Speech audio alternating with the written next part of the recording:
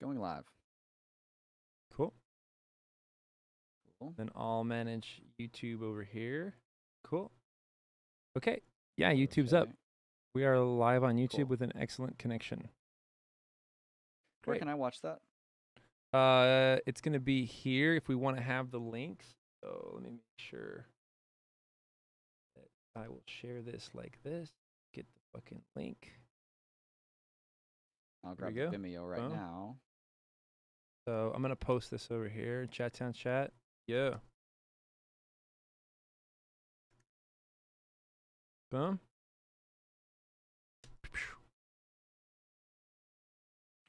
Cool. Okay. I'm gonna go back into the other machine and join up on Discord. Yep. Cool. Let's get in the chat. All right, here we go. Execute chat mode. Execute chat mode. Yo. Okay. Yo. You're not there yet. Hang on. I gotta be in there. Then you hear them. Yo. What's good? Can you guys hear us? Check, check. Hello. Oh, you know what? I might need to routing. Give me a second. That's over here. One moment, everybody. I got you guys. Stand by.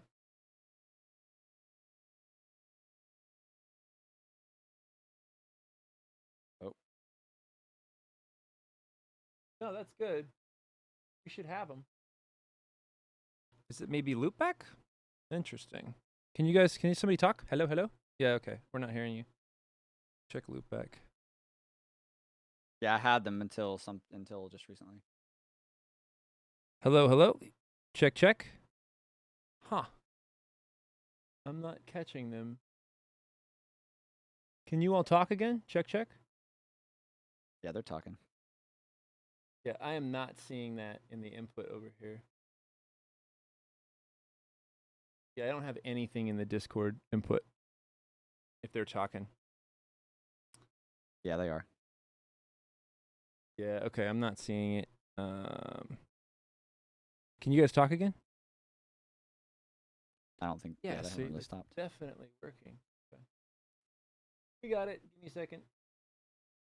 Go back.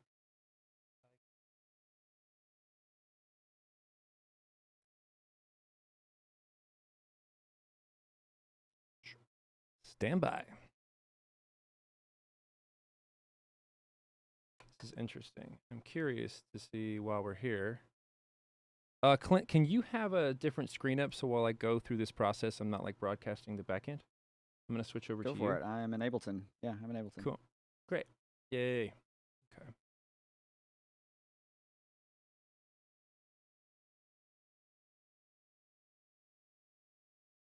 Okay. Can you guys talk in Discord again? No. No. Audio.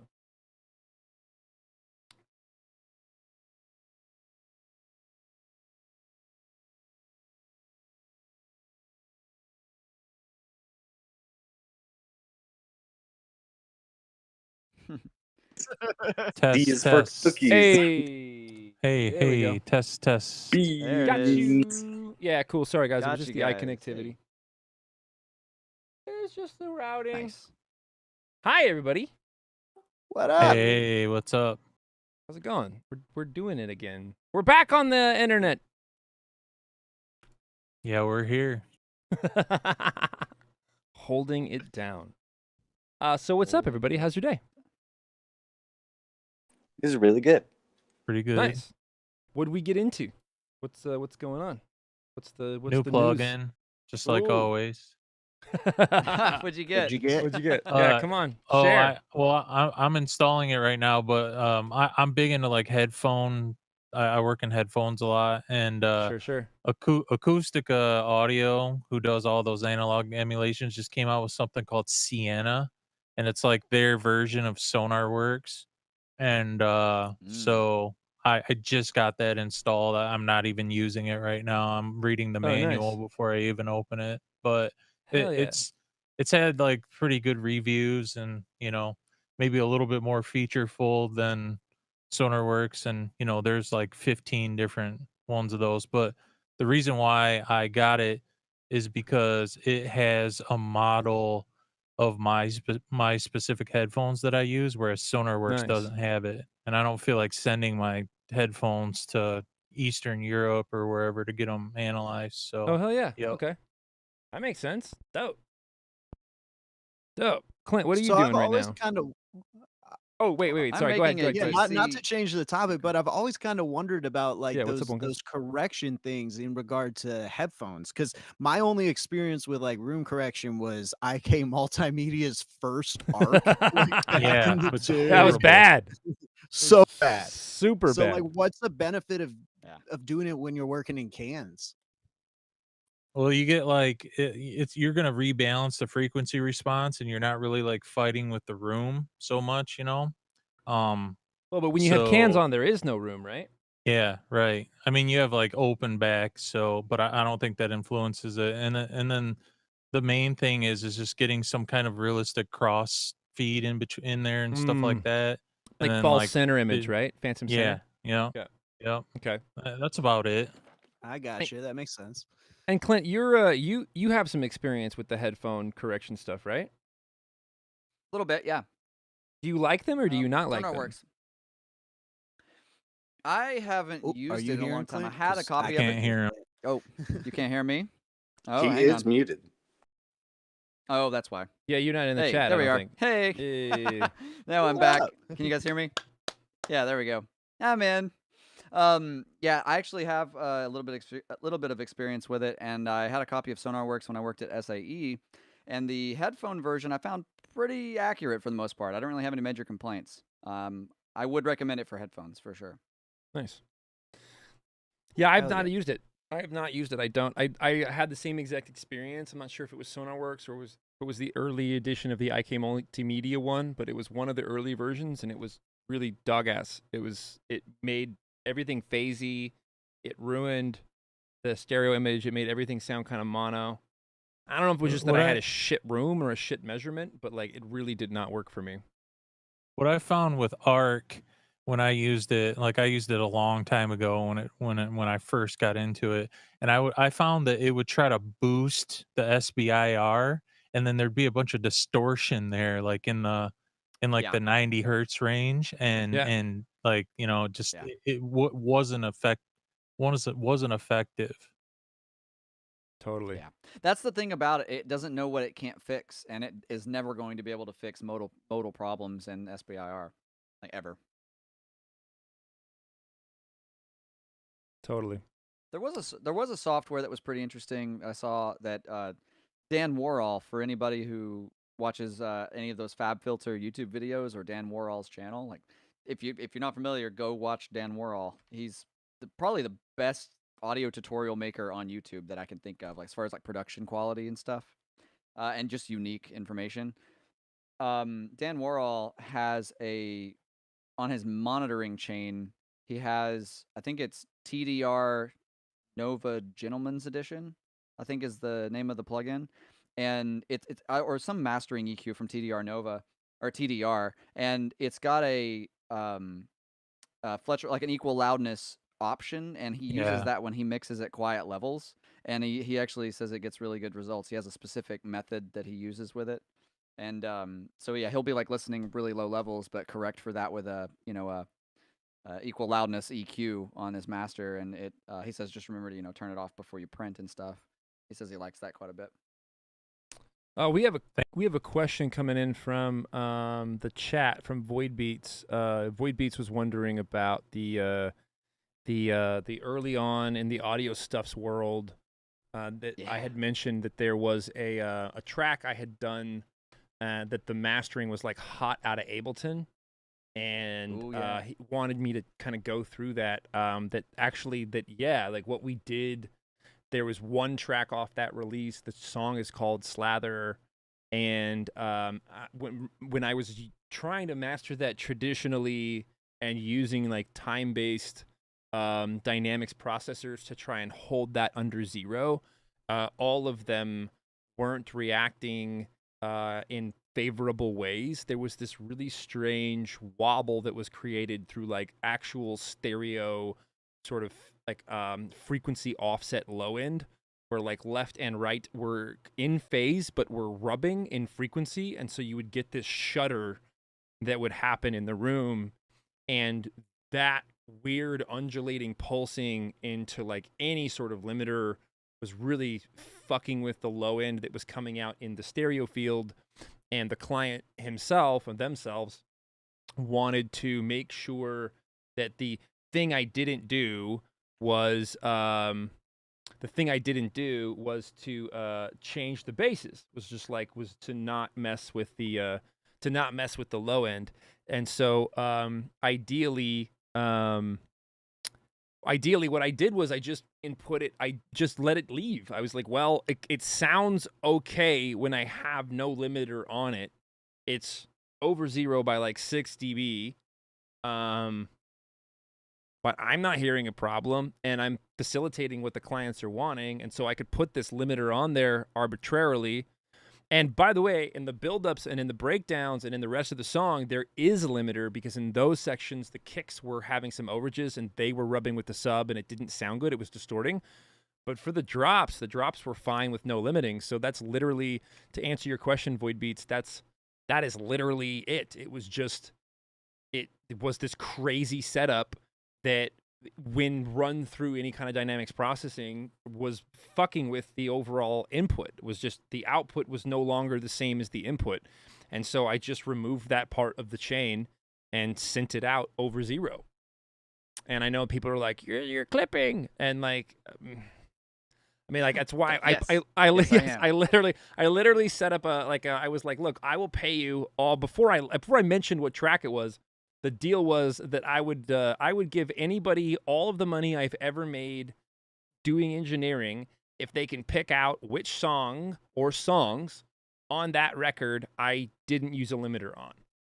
And so far, no one's been able to win that. Obviously, I gave one away with Slather, and I can't just keep giving the answers away or somebody's going to win that challenge. But that was the challenge. And it's because it's as much as we are taught that these things are things we shouldn't do, functionally, if you're attempting to achieve a goal through the ways and means in which we are taught, the dogma that we're given about this, like under 0 and not hot signals and limiters are best and brick wall everything and minus 0.1 true peak and all this like crazy shit, that like that's not necessarily how you're going to achieve some of the results that you might be going for. And some of the larger players in the game are definitely doing. They're going over 0. They're hitting converters.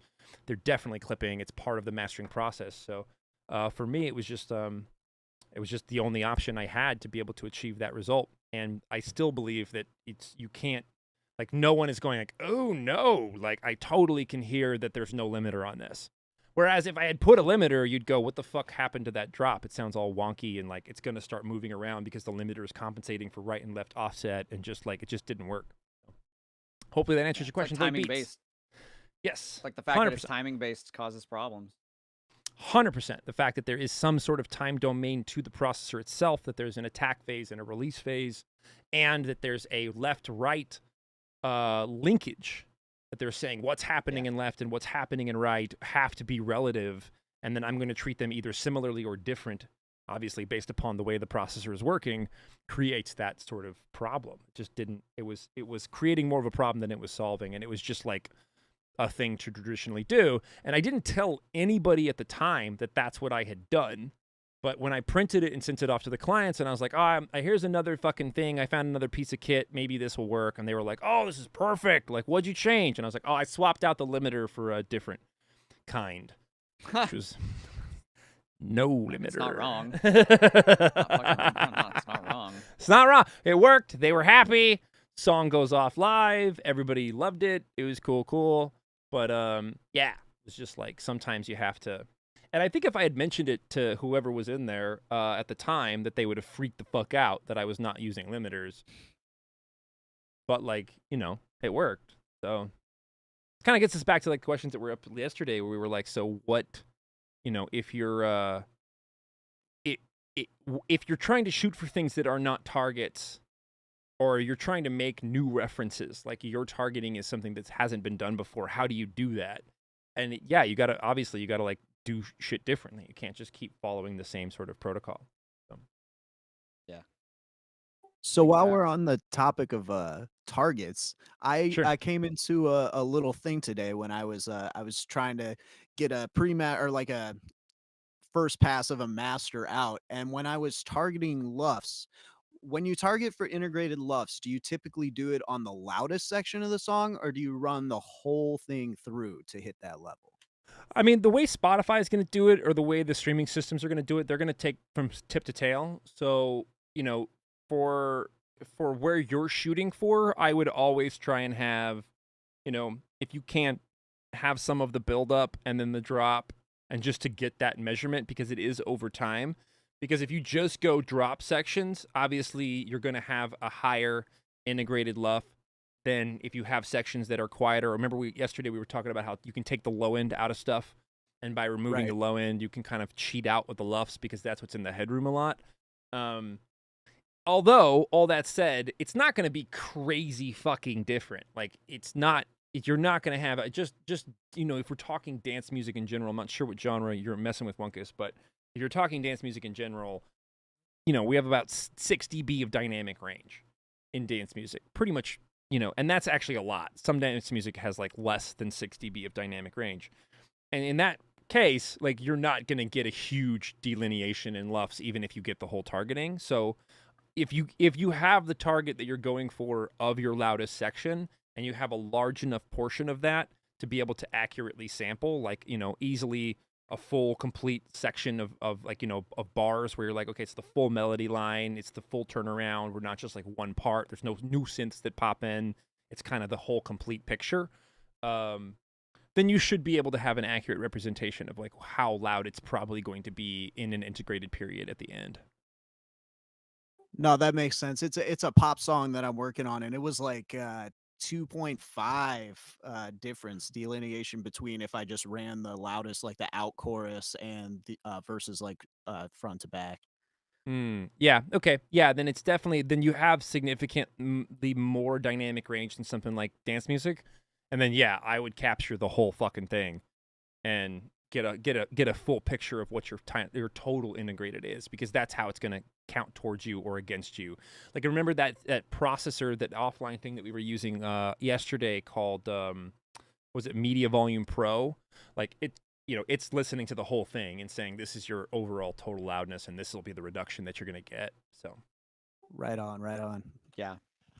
Yeah, this is where that loudness penalty site would be handy, because if you just need a quick like entirety of your track, or like if you don't have a Mac or something and can't get access to Media Volume Pro, this is where that site would be really handy. Just pop your song into it, and there's your full song's LUFS right there. Totally. Totes. Which is interesting to read about. Like, that algorithm, the replay gain loudness unit algorithm, is really interesting to read about, how they calculate it and how they weight it. It's pretty interesting. I was reading the white paper. Oh, dope. How do they calculate it? There's an algorithm. I didn't get very far before I had to do some other things, but there's a picture. If you switch to your screen, I'm on mine. Yeah, I think you're there now. Yeah. Let me find the algorithm, and it makes it make a lot of sense how they're actually doing it. But essentially, what it is you just imagine they're breaking it up into frequency bands, and then k-weighting each frequency band, summing all the frequency bands together, and then taking a measurement of that, and then that is being used as a loudness unit. Crazy. Yeah. Of course, with the Bobcats. I'll see if I can find it. Of course, Bobcats made it in there somehow. Yeah, of course. Yeah. Good on you, Bobcats. I mean, the K-weighting, the K system, for anybody who's not hip to that, that's a really helpful thing. And I didn't understand. It took me a long time to kind of get why that's useful and how that's set up, but I've got my system set up for that right now, and it's probably one of the most important things I've done with regards to my speakers. Basically, what you do is you just set up pink noise to play out of your speakers at using level meter, or like an SPL meter. You test at your listening position. Yep. Have each speaker come out at like 80 dB, and that way when they sum, they're approximately 83, 84, 85, somewhere in that ballpark. Sure, with the pan low. And then and then like whenever you you just mark wherever that is on your output. You have to physically turn up the back of your speaker, reach on the back and turn that up. to where each speaker's playing at roughly 82, 83 dB. And then that way, like right now, for example, my Apollo is just cranked full tilt all the way open. And I know that when that's the case, whatever I'm hearing, like I can't screw with the levels very much. So I know if I hear a loud song, it's loud. I know that if I hit 0 on the master at full volume, it's going to be like 110 dB. I know that if I go 12 decibels below that on the master, it's going to be 12 dB below 110. So it's pretty cool. You can So you're like calibrating your volume output. That's nice. Yeah, and the way he did it is basically he set it up so that you play a calibrated pink noise file through your DAW, so the average of the pink noise file is going to be at like -20, -14, or -12. And so whenever that pink noise file has an RMS of -20, your speakers are playing 85, and that way you know any decibel amount over 20 you know is an actual readout of the SPL in the room. So you can just look at a meter and be like, oh, my speakers are hitting 110 right now, you know. Oh, wow. Okay. It's critical, it's honestly. Cool. I think that's like one of the, it's that's important. Cool. I'm still trying to find this algorithm. You're fine. Did we have any other questions while we're looking around? I just had a question about the K system for Clint. Yeah. So like, how do you turn it off? Because like if you're listening to something off Spotify versus samples. Oh, you don't have to worry about it. You don't have to worry about it. It's like what you're doing is you're essentially at that point, whatever digital full scale is like the highest point of digital full scale is basically going to be deafening. So you know that if Spotify is, whatever meter they have or whatever, if you turn it down 2 dB, you're 2 dB below 110 or whatever that you've calibrated for is. So it's honestly not very. I can run you through it sometime. We can go over that in a lesson if you want. And it's changed my perception. Here you go. I found the article. I just worry about Let's opening check up this out. some app that I don't use very often and having it just totally blow me away. That's why I never really used it. That would suck. Yeah, it has some downsides. Well, only if you're not really aware of exactly how it's set up. That's the only time it ever really gets me. I never really have any problems with that anymore because I'm always kind of aware, like, okay, before I hit play on anything, check my levels, and I'm good. Yeah, here's the International Telecommunications Union algorithm for I'm swapping over to you. Ready? For loudness. Yeah. Okay. Going to you. Yeah. So this is basically a simplified version of what they do. They take a K weighting. They use a K filter to basically filter the signal into frequency bands. Do a mean square, which is like a real-time averaging calculation. Sure. And then sum all that together, put it through a logarithm, gate it, and then that's the actual loudness. That's the algorithm for the loudness units. Dope. Yeah. That's dope. Yeah, and you can see kind of how they, like, this is the white paper on the ITU, I think, ITU 1770. This is the standard that introduced loudness units. Algorithms to measure audio program loudness. Dope.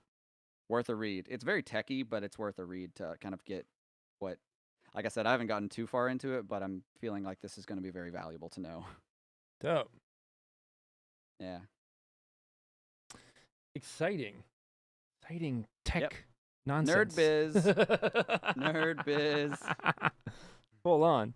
Do you have any other questions tonight before we just jump into some other shit? Yeah, before we get into calculus. Yeah, exactly. I have you guys want to do math? Yeah, totally. Yeah, what did you got? I've been keeping a running list in my phone just because I didn't have anything to say last night. But I guess we were kind of going over some advice that you got throughout your career last night, Sure. both you and Clint. And I guess what would be the best advice that you've received over the years, in regards to engineering or work ethic, and what would be the worst advice that you've got over the years in regard to that as well? Oh, okay. Worst advice I got. Worst one's gonna take me a second to think about. Worst advice I ever got was give up and learn how to haul carpet or something. Yeah.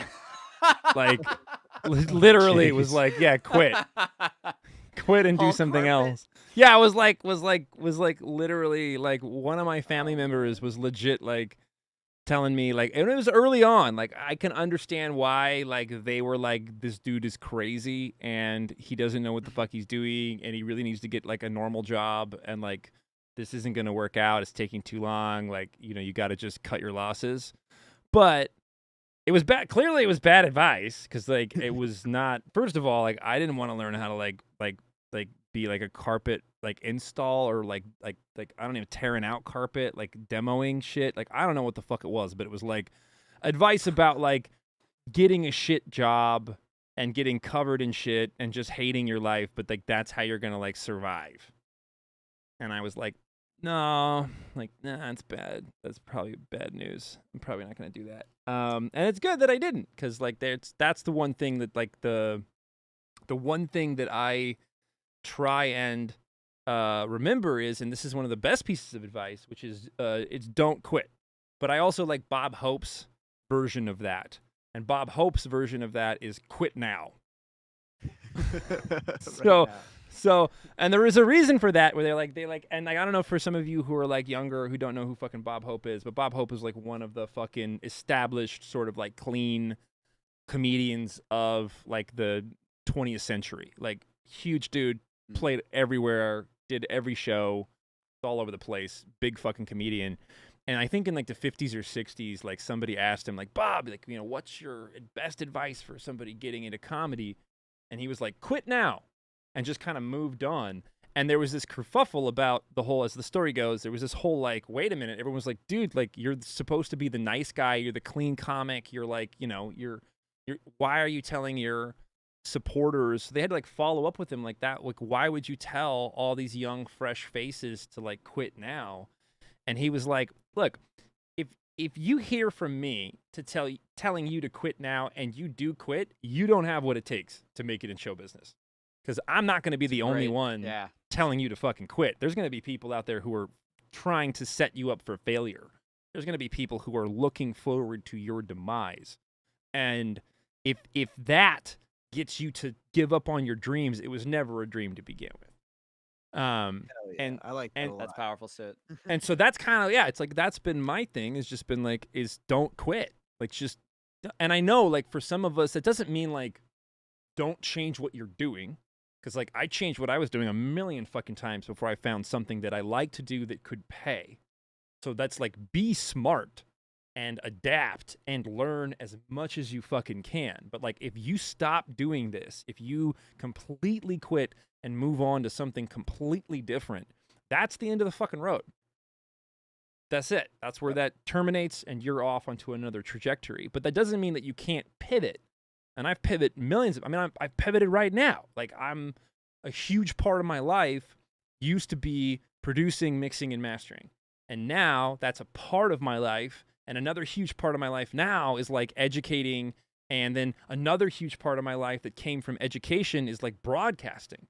Like, I just got a fucking bunch of gigs came in today, a few minutes ago, for doing live streams for people because of the technology that we built here to broadcast educational stuff to you guys at home, to all of you at home, men and women and whatever else you want to be. And we've, by developing that technology and by showing up places and saying, this isn't good enough. It's like, my style is like, I go places and I'm like, this isn't good enough. I'm going to fix it. And then I'll make it better. And then that turns into something else. And then that grows and that changes. And so like now some of the bills are getting paid by doing live streams, which of course we could never have predicted would even be a thing, because previous to 2020, we didn't realize we were all going to be locked inside for a fucking year or longer. And so like, it's not just don't quit. It's not like dogged, you know, like bullish, just head towards that wall without, you know, seeing the opportunities. But it is like, be smart and learn as much as you can. Because I also know people who've limited themselves by being like, I don't want to learn how to read music. And those people didn't get gigs at Disney because they refused to fucking learn how to read music. And Cadden could literally be scoring Disney movies, set for life, like musician with a health plan. Shit that doesn't exist because your union Disney musician, like proper. You get to retire playing music. You play only in air-conditioned studios. You play with the best conductors and the best microphones. Like it's like cushy as fuck. But just refused to learn how to read music, and so was not able to even audition. So it's the more that you can open yourself up to opportunities and new technologies, and of course it's a lot. Like there's a line. Like you only have so many hours in a day, and you only have so much focus, and you only have so much bandwidth. So you shouldn't like overload yourself with all this shit. But like for me, every opportunity I have to learn something new, like again, we're doing this install for fucking Fleetwood Mac. Like because of all this crazy shit that all this technology, now people want us to install this shit in their studios. So we're doing fucking Fleetwood Mac Studio. And some of that install technology is shit that like I'm being onboarded with people that I trust from the Uber broadcast world who are joining me in developing the sort of build plan and going through that. But I'm not like just handing it off to other people. I'm like, okay, what do I need to learn about all of this technology so that when I'm there, I'm competent and I can engage and I can contribute. And so it's this sort of like, don't quit, but try to take on as much as you can. And back to yesterday, like enjoy the process, because that's the other thing. It's like you don't know if any of this stuff is ever going to pan out to anything. But like if I didn't love what I was doing, like I wouldn't be enjoying myself, because it is a lot of work. And anyways, I'm kind of rambling. Clint, what is your best advice besides don't quit?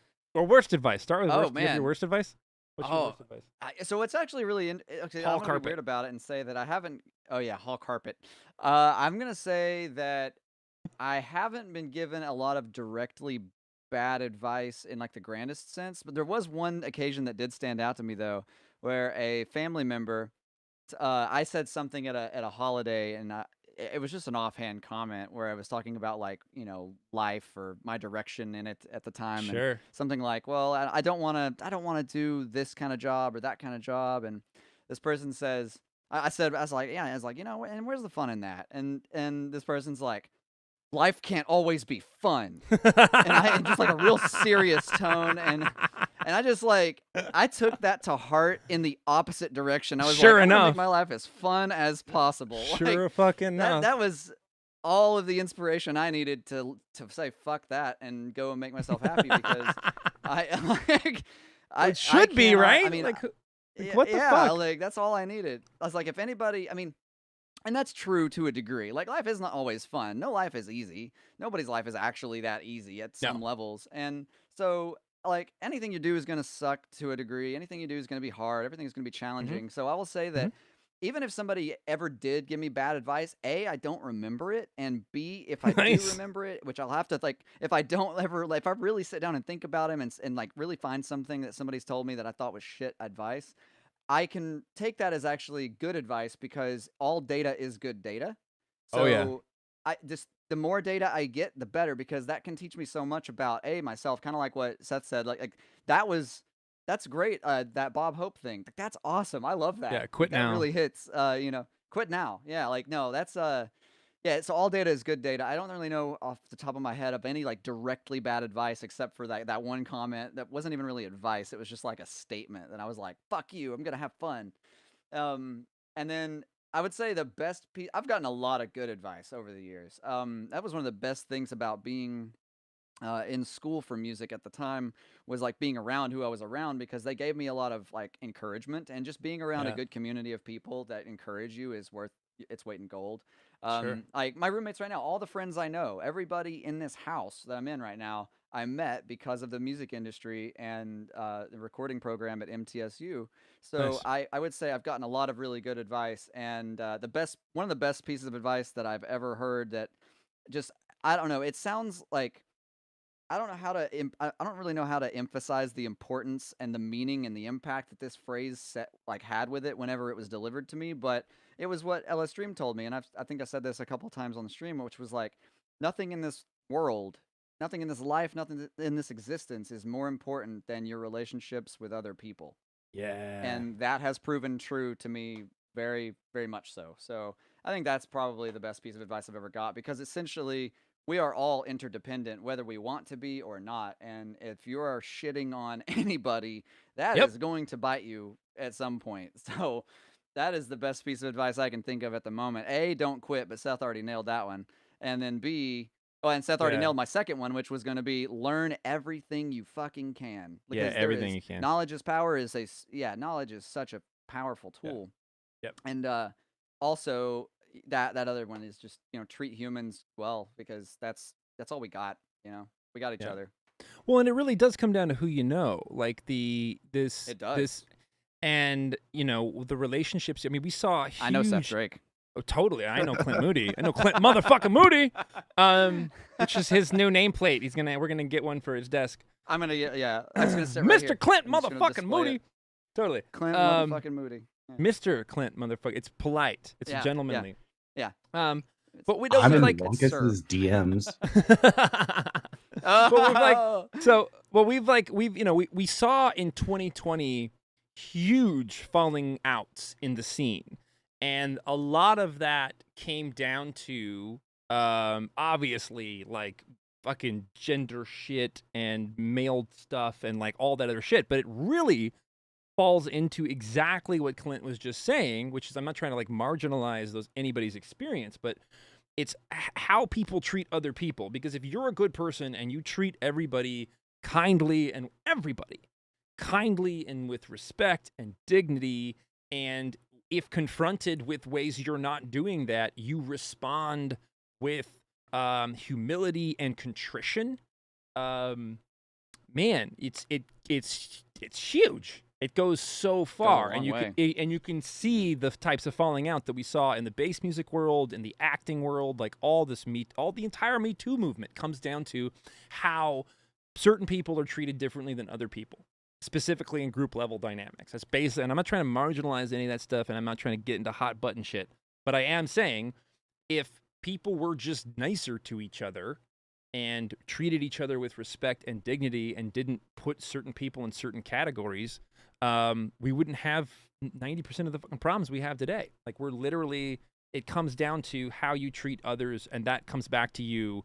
And especially in times like, pandemics or whatever else. Like, I think, back to that point that Clint was making, like, I remember one time my back was like, had gone out, and I had to get to my physical therapist's office, and I was in San Francisco at the time, and so I had to go over the Bay Bridge during rush hour, which I knew was going to be a fucking nightmare. It was like I had to go from San Francisco to Oakland, and I had to do it at like 5 o'clock. So it was probably going to take like 2 hours. So that when the Uber person showed up, I was like, yo, like, I'm going to be straight with you. I got to go to the East Bay. I know you can't see that before you pick me up. Like, if you want me to cancel the ride, I will, because I know you get paid by the distance, not by the time. So I know this is going to suck for you as well. If you don't want to be in the Bay Bridge traffic, I can find somebody else. Dude was like super cool. He's like, nah, get in the fucking car. Let's go. And so in the car, and of course, like, I'm just fucking shooting the shit. I'm talking to this dude, and he's from Yemen. And at the time, this is when like the fucking Saudis were like blowing up Yemen. At just this whole thing had just kicked off. And so I was like, dude, if you don't mind me asking, like, I've not been able to ask and to communicate with somebody who's from a war zone and has family still there. Like, do you mind if I talk to you about what that's like? Like, how does society sort of deal with war, and what parts keep going and what changes? And like, so I just was like, he was like, yeah, I'm an open book. Let's go. So we just started talking, and I was like, so basically I'm like, okay, so you still have a bunch of family over there. He's like, yeah, I moved, but like my wife is there, my kids are there, my mom, my dad, like the rest of my family is pretty much there. Like, I'm trying to make money here, and pretty much everything that I make, I send back to them. And he was talking about how he's like, dude, he's like, the place that I lived in Yemen, like, makes most of the apartments here in San Francisco look like bullshit. Like, we had a huge place, blah, blah, blah, but then as soon as the fucking war comes, it all goes away, and you have to fucking retreat. So that's what I was asking about, was like, what? So war is happening in this neighborhood, and parts of your family are there. What happens to them? What do they do? And he's like, well, everybody scatters. As soon as like shit kicks off in a neighborhood, as soon as people can get out, they retreat, and they'll pull back to neighborhoods that are in the edges or even further away, depending on how far they can move. If they can leave the country, they leave the country. But obviously, like, for certain generations of people, you have shops, you have all this stuff. You're not ready to just walk away. You hope this thing's going to end soon. So you just pull back. He's like, so family members and friends begin to just take people in until the war hits their neighborhood. And then all those people now move in with the next person. He's like, and so eventually you end up with like 10 to 20 people in like a 1-bedroom just waiting this thing to fuck out as far away from the hot zone as they can get. And it completely and totally emphasized that exact thing that Clint's talking about, which is like, you know, right now when you have fame or you have money or you have all these things, like you don't necessarily need people because you have clout or finances or all this other shit. But like, if any of that goes away, like all you fucking have is everybody else that cares about you. All you have are your relationships with other people. And so if you build a foundation of relationships with other people, like not hopefully, you know, knock on wood, you know, hands to God that we don't end up in a fucking war like that. But it just emphasizes that like the true nature of this dimension, the true nature of reality, like what we're doing on planet Earth, it does come down to, you know, who you know, which is not necessarily that you have some kind of crazy access or you're fucking Bill Gates or Elon Musk, but that the people that you do know, that you care about and you treat them kindly and with respect, because that's literally all you have. It really does. It's so important. Yeah. I think it's also easy to Wholesome forget content. sometimes. Yeah. I think Talking it's about also war. easy to forget that sometimes too. Like the importance of other people and like how we treat each other. It's so easy to forget whenever everything is going on and the craziness of social media and like it's so easy to get Full on. divided, but it's always important to remember.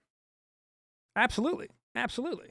I mean, yeah, it's really easy. And that's another thing. Is that we can get into that. We can get into the divisions that we exist in some other time, because that's just a whole other. We can go on that. Clint and I talk quite extensively about a lot of the things that are happening to us through social media and whatever, through politics and everything else. And, you know, there's a lot happening that, you know, that the universe will, like, or the people, anyways, they want us in camps, and we're not in camps. Like, there's no red America and there's no blue America as much as some people might want there to be. There's just America. And, you know, same thing with like on planet. There's, you know, sure, there's like, we have different cultures and we have different histories with those cultures. But if you talk to people, and this is one of the things that I love traveling, is that they say is like, you know, if you want to cure racism, travel. Like the more you talk to people and interact with them just on a very core level, like I could get into a taxi in Germany talking to a dude who's driving from Sudan, and we could argue about abortion. We could, because I bet him and I disagree on that. I just bet some way, shape, or form him and I might disagree on that. I have had that conversation in taxi cabs before, to illustrate a point of then being like, let's instead of talking about shit we disagree with, because it's so easy to find things we disagree with. Like, I like cake, you like pie. Fuck you. I'm cake guy, you're pie guy. Fuck you. The cake is a lie. It's like, exactly. Like, no, cookies, you know, and then the cookie people come in and they kill all of us. Like, it's so easy to disagree about things, but it's what we don't do is just find commonalities. I don't know if we're not trained to do that, but it's so many things. I'm like, you know, let's just go same deal. Like, so same dude, still in Germany. Yeah. I'm still in the taxi cab. I'm getting close to the fucking airport, and I'm like, okay, like, you know, are you concerned for your children's future? Yes. Like, are you interested in maintaining some sort of reasonably priced healthcare for yourself and your family? Yes. Like, are you concerned about putting food on your table? Yes. Are you concerned about your and your children's education? Yes. Like, there are so many commonalities that we have across the board. And sure, you're going to find outliers that people are like, fuck education. Like, sure, those people exist. But for the most part, like, we're all looking for an experience on this planet of commonality, of happiness, of joy. And, you know, we most of us like work. We like to feel like we do something and we're a part of something and we've been able to contribute. I mean, I know so many of my fucking European friends that like moved to Southeast Asia and Africa because it was too fucking cushy in Europe, that they were like, my whole life is planned out. My whole future is planned out. And if I stay here, I'm literally gonna just get a job, work that job forever, retire, and then do that until I die. And it's too easy. So I'd love to go, like, get my hands dirty, help people learn English, like, be a part of something bigger to make a larger difference than just, like, be a part of a social system that's basically takes care of me and the whole thing's fucking planned out. So I think there's way more commonalities out there than our differences, honestly. So we got a question from Void Beats. What's the best thing to come from COVID for you musically or for work? Both of us. You first. Oh shit.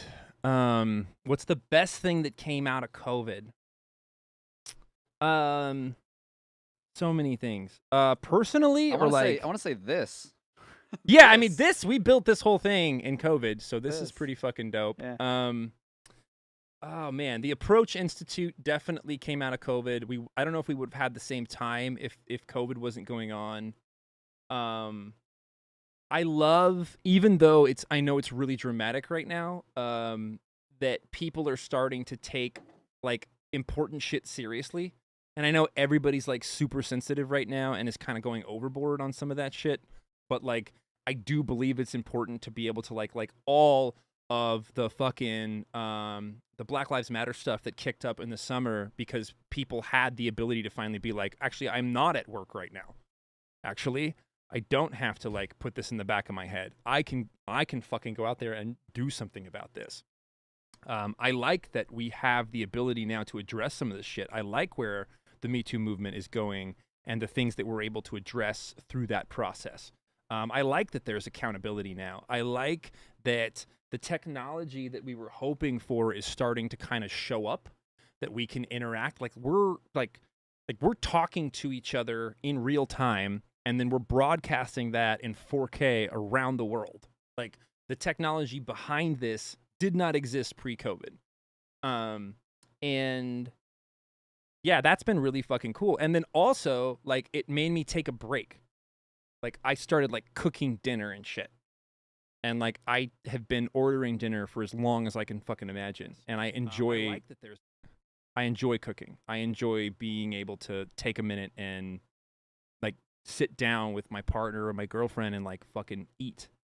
I think that's huge. And, like, we've been, I think it taught us to slow down a little bit as a species. Like, there were days in LA where we were driving through, and the freeways were fucking empty. It was like an apocalypse. But the sky was clear. And that's like, it's always been like Blade Runner out here. Like when I moved here, it was like you couldn't see 6 blocks because of the fucking smog. But once COVID hit, man, like it was like being in Denver. Like you could see all the way to the coast. You could see the water. You could see all the buildings. You could see the hills. Like it was like, whoa.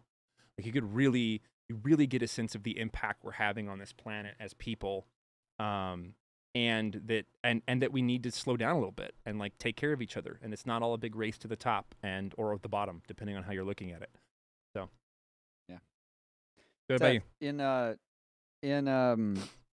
You know, honestly, there's a lot of things too many to name. But before we move off of the LA thing, I want to ask about you. Or maybe no, it's not LA. It was somewhere else. It was the bridge, the Golden Gate. It was in Oakland. Yeah. Did you hear about they're putting up their handrail and like the wind blowing through it and it oscillating and making a tone? Yeah. Super spooky. Yeah. I think it was the Golden Gate Bridge, and it makes a sound now. And yeah, I don't know if that was that intentional? Did they do that? I thought it was intentional. No, it was an accident. It was something like they knew it would happen, but they didn't expect it to be that loud. And so it's super loud now. To go for it anyway. Yeah, it's super loud now. There's some really eerie videos of San Francisco where it makes noise and it starts to hum. Yeah. I didn't know if you ever got to experience that or not, or if that was after you moved. Not while I was there. No. It wasn't making sounds when I was there. I think they may have added that in after I had left. The only thing that was there when I was there was the when they finished the Bay Bridge, they fucking had to shim it. So hilarious. That's like, and I guess I don't know. Maybe that's always happens, but like. They built the bridge and it didn't connect to the other part that they already had, and so they literally like fucking shimmed it. Yikes. Like, yeah, it was like a $2 billion bridge that was like 5 years over its deadline, and then they just got out there with shims and was like, "Here you go," and then it immediately started rotting. So, yo, shout outs to all the architects out there that actually make shit happen, because that's a really powerful tool right there. What's your what are your positives from COVID, Clint? What did you come through? My positives, I have to say, being here is honestly one of the best things, because I was working at SAE until COVID, and then I didn't have anything else to do, so I started working with you more. And so that's been awesome, and I've learned so fucking much. So that's easily number one. Second thing is probably that I thoroughly enjoy time to experiment, and I thoroughly appreciate all of my hobbies. You know how they always say, like, jack of all trades, master of none? I hate that saying, because I have always been into 100 different things, and I've gotten progressively better at all of them, because I'm never bored, first of all. I always have something I can pivot to if I get too frustrated with any one of them. And at the end of the day, if I keep with it, I'm going to have 100 skills that I never would have had if I only stuck with one thing, and became a specialist in one thing.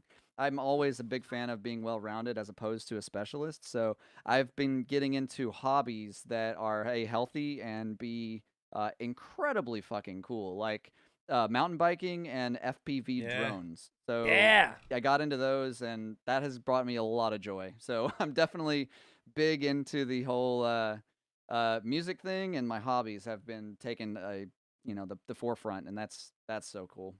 Let's put it back to the Great group. question would be. Yeah, what all did you guys and ladies and whatever else you might be out there frogs that you frogs. Yeah, all whatever the you're feeling. out there. He, she, them, they, there. What is your what did you all encounter, and what are the positives of your COVID experience, if any? Because I know for some people there's none. They're just like I've lost. Yeah, for some people it's been very, very difficult. My negative would be the fact that I still have to go to work. And my positive is that now I know what I'm worth. Yeah. / this place too. Cool. Oh, wait, missing links. You say the full quote is actually, "Jack of all trades, master of none is oftentimes better than a master of one." Yeah. Oh, wow, I like that. I've never heard the full one. Yeah, That's it's actually cool. Do you know who said it? I don't. It's actually endorsement of being well-rounded. Yeah. Oh, I like that. Yeah. Okay, cool. Thank you. I had no idea. They just terminate. They just cut off the quote early to make you feel like you shouldn't keep learning things. No, I mean it's like a lot of. It's kind of that quit now thing. Totally. Yeah. That's really cool. I'll go. For me, I'd say I've had a lot of shit change over the last year. A lot of change. But so I'd say the positive is just like I think it's kind of exciting, and I think it's a good thing to just embrace change, because I mean you sometimes you can get caught up thinking your life's like, all right, this is my job, this is what I'm gonna do, this is how it's gonna happen, this is my relationship, whatever you're saying, like this is just it. But life is really nonlinear, and crazy shit happens, and so just always keep an open mind, and just don't take any day for granted. So I guess not really a lesson, but it's like a lot of reflecting, and I guess coming out of it with just like a different perspective. Well, I think that is the lesson, though, right? Like I think that's the thing that it's taught all of us, is this, like, that there's so much of our daily life that we take for granted. There's so many, I mean, like, hanging out with people inside. You know what I mean? Like, I didn't think that was going to be a thing that I would miss. But, like, you know what I mean? Like, oh, yeah, it's never going to be off the table. But, like, yeah, it totally was. Still is in a lot of cases, for sure. So, yeah, I'm with you, man. That's cool. Yeah, Void Beats. What is your answer to your question? Yeah, Void, jump in here. Yeah. Oh, typing. They're typing. I wish we could have a clickable link for the stream. We have 7 on YouTube right now. Clint, can you? My screen's up. Yeah. Can you go into that? You should be able to get into the back end of the YouTube stream and add it to the description with the link to the Discord. You want to like hook people up? Yep. If you feel like stopping lurking, as soon as I say that, people are like, out. Hell yeah, Boyd. Yeah. I'm newly sober since December, so fuck yeah, man. Nice. Oh, that's awesome. Yes. Nice. That's huge. 1,000 days. Fuck And here yes. I am still trying to quit cigarettes, like 10 years later. Like, just stop. Just put them down. They're the hardest ones. The way that I quit cigarettes was I had one. I got down to one in a pack, and then I smoked half of the last of the second one, and I put that reburn in the pack. And you know how fucking gnarly reburns smell. Made it taste. Oh yeah, they taste awful. So like literally, like anytime I wanted a cigarette, I would just hold that up and breathe in until I would get nauseous, and just like, ugh. So I literally like reprogrammed my brain to get sick with cigarettes. And now, like when I smell people smoking them, it makes me sick. So I won, but like at a cost.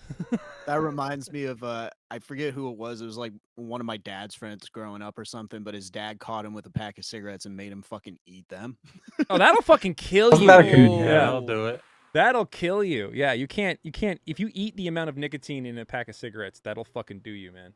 I don't think it was the full pack. I think it was just one, but still. Either way, yeah, that will fucking ruin you, man. That is like you will eat one cigarette and you will get sick. But that'll do it. I mean, once you're sick once, it's just like when like at one point in time when I was really young, I drank way too much tequila, way too fast, and it's just off the fucking menu now. It's Or like, chewing tobacco if you There you don't go. do it. Yeah, and you take a big swallow. old one and then swallow it, and then There you go. That does you for life. you're done then. It's doing me now, man. I was dry heaving for like 7 hours after my first time trying to dip. Ooh, you just went wrong. You yeah. did it wrong. Yeah, That's well, doing I it also, right. I have Never a very trying low it again. sensitive to nicotine. Yeah, wow. yeah, I have a super like low tolerance for nicotine. I'm very sensitive to it, and so like, and I knew to spit. Like I didn't swallow any spit or anything. So It's just too much in there. It was too much, and it's just my Did you head double was horseshoe spinning it, bro? For 8 hours. Double I have horseshoe? No idea. It was. No. Just it kidding. was just like Both sides? Is that the yeah, double horseshoe? Is Or that no, what Yeah, that's like? Yeah, both sides. top and bottom, just Oh gosh. both sides, Oh, right? God. Oh no. Just like a. I only know that because I have a friend from Texas that. It does the I'm from thing. Texas, and I was like, you could do the top. I've never seen anybody do that. Trauma's going deep. Trauma's going deep with the dip. I got a question. Cool. I Yeah, just what do you put got? the Discord. I just put the Discord link in the YouTube thing. So if anybody's yeah. on YouTube, refresh and you should have the Discord link. Nope. Yeah, what's your question, Trauma?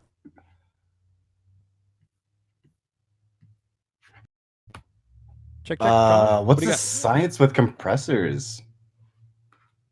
Okay. Oh yeah. All right. Okay, yeah. Clint, I figured some shit out today. Clint, go ahead. Clint went All right. deep. All right. This is why. This is, by the way, just before you start, Clint, as you get ready. I think I'm on my screen, so if you need to prepare anything, go for it. I'm all set. This is why I love Mr. Motherfucking Clint Moody, or Mr. Clint Motherfucking Moody. It's if we share this like passion for is as soon as something becomes potential or interesting, like we have to know all of it. And beyond knowing all of it, I can't just make an assumption about it. I need like math. Like I need it in charts.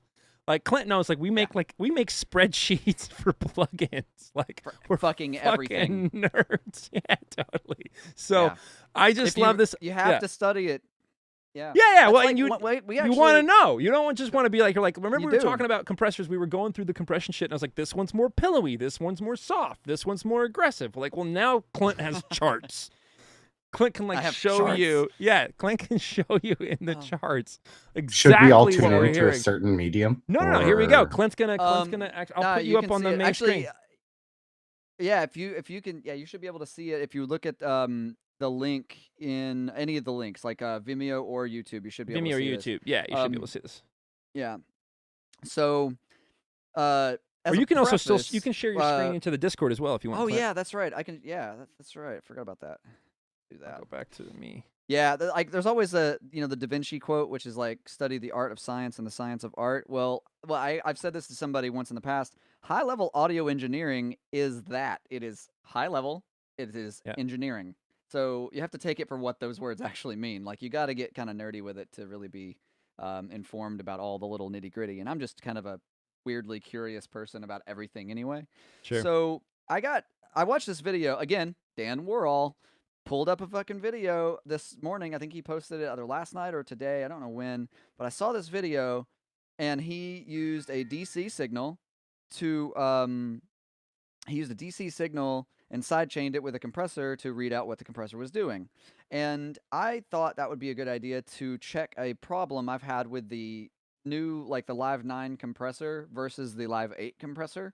Everybody talked about how, like, the Live 8 compressor is it doesn't pop, and the Live 9 compressor is better. And I've read up on the Ableton site why it's better. They legit do have way better algorithms now.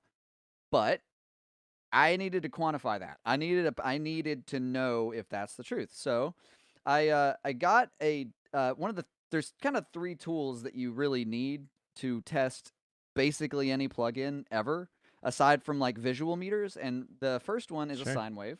You can pretty much test anything with a sine wave. Should be able to. The second is noise. Yeah.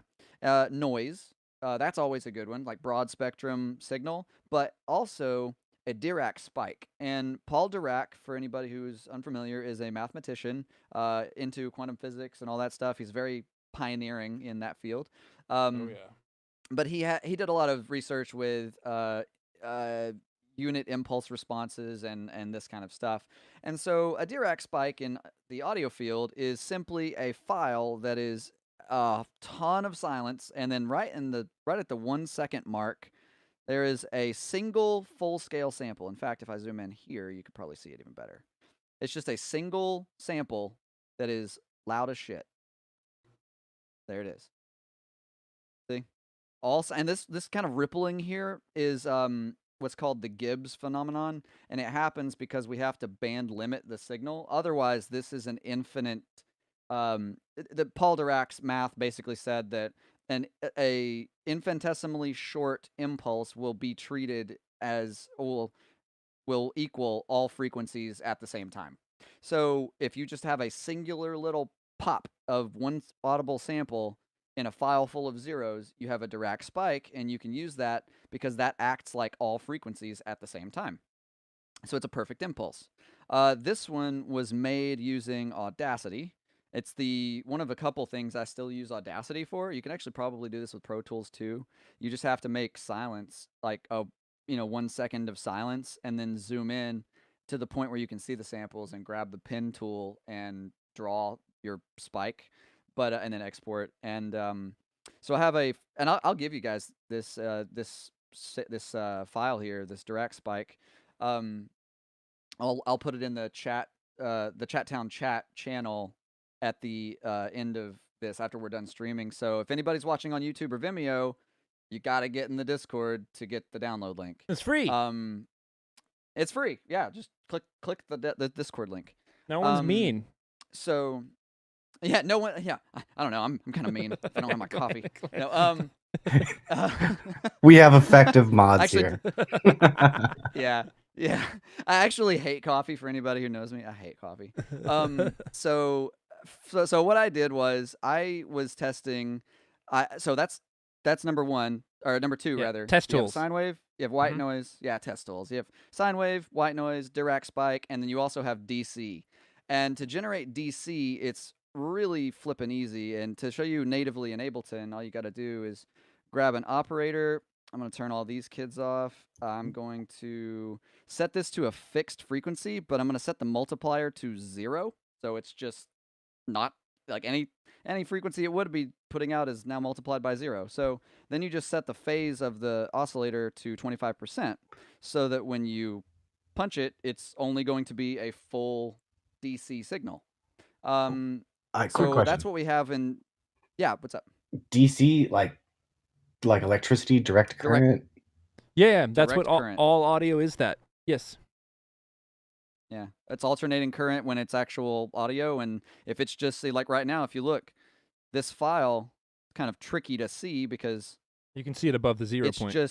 It's above 0 point. Yeah, it's just positive voltage. So if I hit a note, you could literally watch the speakers push out, like it's just pushing full DC signal. So I have a DC signal here that I turned to audio, and to generate, this is what I did at the beginning of this thing. I've also going to make a preset here in Serum for anybody who uses Serum. You can have this too. Just have all positive values for the oscillator, and that's a DC signal. Sure enough.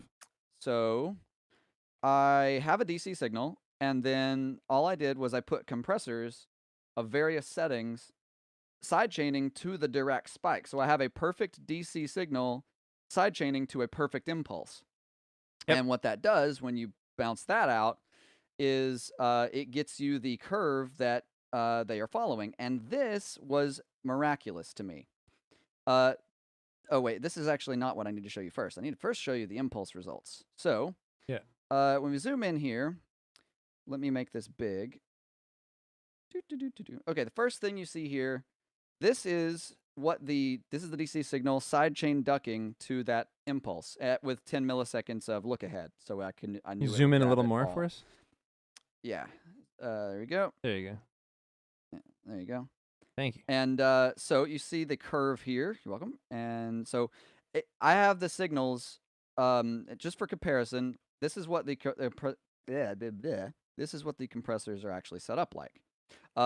They are set to infinitely fast attack and release, just as fast as they can go, with a 6 decibel knee. 30. They're all set up the same. At least they were when I did the initial test.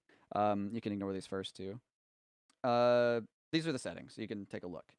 It's basically everything I would do to normally sidechain a signal, but I had the release really infinitely short. I wanted to see how fast they can react, and this is what I got. So I got here the offset 10 milliseconds or so ahead of the actual impulse, and you can see that when I hover, you look in the bottom left, you see down there duration 10.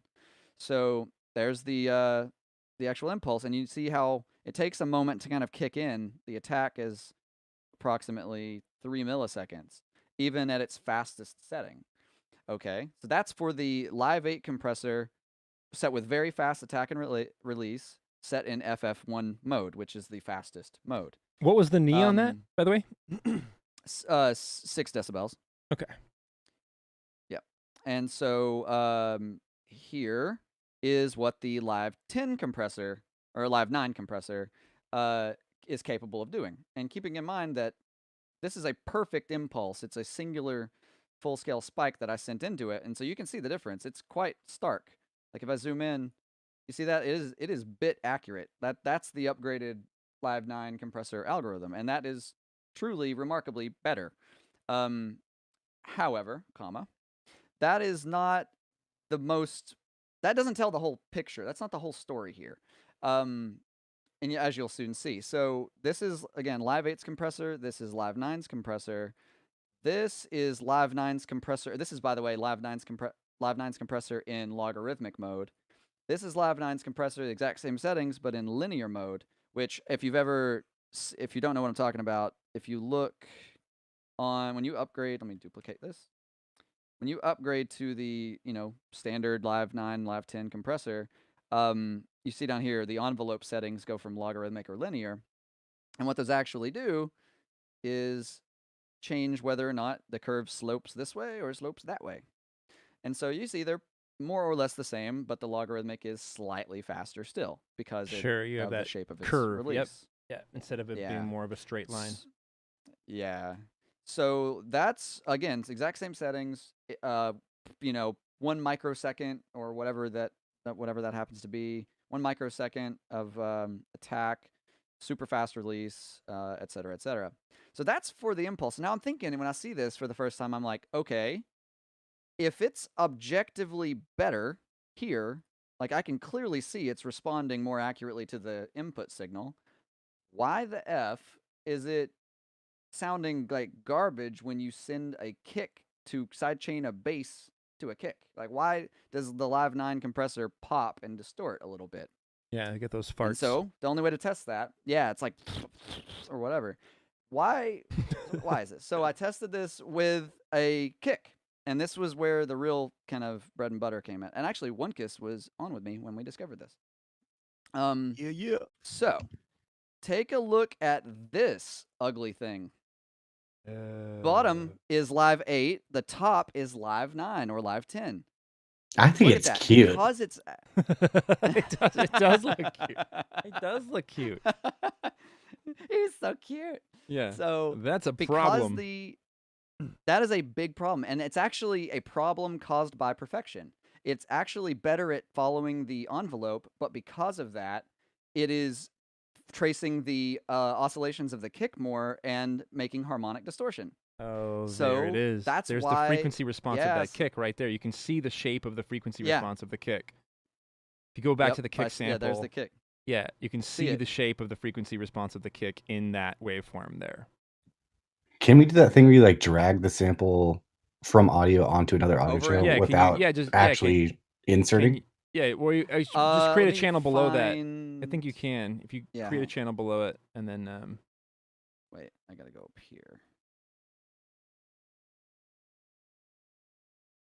I just remember you doing that one time in like Yeah. a chat town chat. It's very handy. Yeah, it's super handy. yeah. So let me turn on my. Oh, I'm also going to be 10 milliseconds off because of the Look ahead. the thing, but yeah, but I could still kind of line it up there. You can kind of see it. Yeah. Kind of. Well, and it's It's not the exact close-ish, but frequency also response. Yeah, because it's not reacting Yeah. to it's not tracing the exact frequencies. It's the peaks, and then the Think timing about of this. the compressor it's is in play. rectified. Yeah. Right, it's rectified. Which, for anybody who doesn't know what rectification means, it's where you take all the you take one side of the waveform and flip it up, so you only have positive spikes. That's rectification. Which are done with It's diodes. super useful. Yep. Exactly. So, yeah, that's the reason that the 8 compressor sounds better for Cleaner. sidechaining, even though it's slower. Yeah, it's like a lot slower, but it's still smoother. It doesn't create harmonic distortion. So Totally. then, naturally, we had to test Fabfilter, because why not? And so, again, that was done with a kick. I didn't test them with a kick. I've tested them only with impulses, so we only have that to go off of. But, so that's the Live 8 stuff. Now, check out the Fabfilter stuff. Now, Fabfilter was a little different. I couldn't get exactly the same settings, but I got as close as I could. I still have the same ratio, same threshold, the same knee, the same look ahead. The attack is not possible. I mean, it technically is possible, but it's still going to respond a little differently because they even tell you that their compressor is program dependent. And Yeah, then the totally. release, I could only go down to 10 milliseconds. So I got it as close as I could. And when you have to turn off auto gain, thank you, One Kiss. So when we tested this with the impulse input, we see that the look ahead is causing the attack to the onset of the attack to be shifted 10 milliseconds. But this is the timing profile we get. Keeping in mind that this here is our input, right? Really, really short. This whole time that I've got highlighted is 16 milliseconds, so that is just an infinitesimally small amount of time. Can I see that scoop from can you show me the Fabfilter scoop versus the Live 8 scoop using the same impulse response? Yeah, there you go. No, that's from the kick, Oh, wait, isn't it? That's versus the kick. the yeah, impulse response. Right. There you go. Wow. That's Live 8's reaction to an impulse versus Fabfilters. Yeah, there's a caveat, which is this is the pumping algorithm. Oh, so we've got okay. there's a lot more. Okay. So this is the pumping Fabfilter one, and then Give me we to like the switched over to VCA. the clean Where's, algorithm. Yeah, where's the? That's more This is the VCA. default. This is the default one. Yeah. So that's the default, and Still that's what that looks slow. like. Yeah. Still See that 10 so millisecond release. Slow. Yeah, it's the 10 millisecond release. And then I mean, obviously, it's also deeper. It now seems like the here's threshold is lower down, but it's not, and that's the weird part. All of that is exactly the same. And for a real active comparison of the two, let me make these exactly the same size. There you go. it's crazy. So that's pretty nuts. And so then Onkus was like, I've heard that the opto mode is good for sidechain ducking, and to me in my brain, I'm like, that doesn't make any sense because optos typically use a light-based circuit, and It's a therefore slower. a lot slower. But this is the response of, again, there's a caveat here, but this is the response of the opto circuit. Real Seems- quick compared to. What's interesting is right the up on it. attack phase and release phase are like identical to in the opto. It seems like a very clean, like almost half circle. Yeah, but here's the caveat with this algorithm, and it's that I had to boost it 88 decibels in the sidechain. Like I had to boost the impulse 88 dB to get this much gain reduction. And where that actually had to happen was weird. It was where is my one word comes to my mind when I see that half circle? Pillowy. What? Pillowy. Oh, okay. I could see pillowy. Pillowy's not a bad word. That's pretty descriptive. Yeah. That's why opto has that vibe to me. Okay, well I seem to have misplaced oh wait, I think it's down here. What? That's square wave. There Go back. Oh, hang on. We'll get there. Yeah, we'll get there. So I promise. So I had to, in the VST version, this is kind of why I like VST versions. There's several reasons why, but one, they have the sidechain built into the Ableton wrapper, so you can drop down here. Also, you've got a gain control here for it. So I had to boost this all the way, so 24 dB up here. In the plugin itself, I had to come down all the way.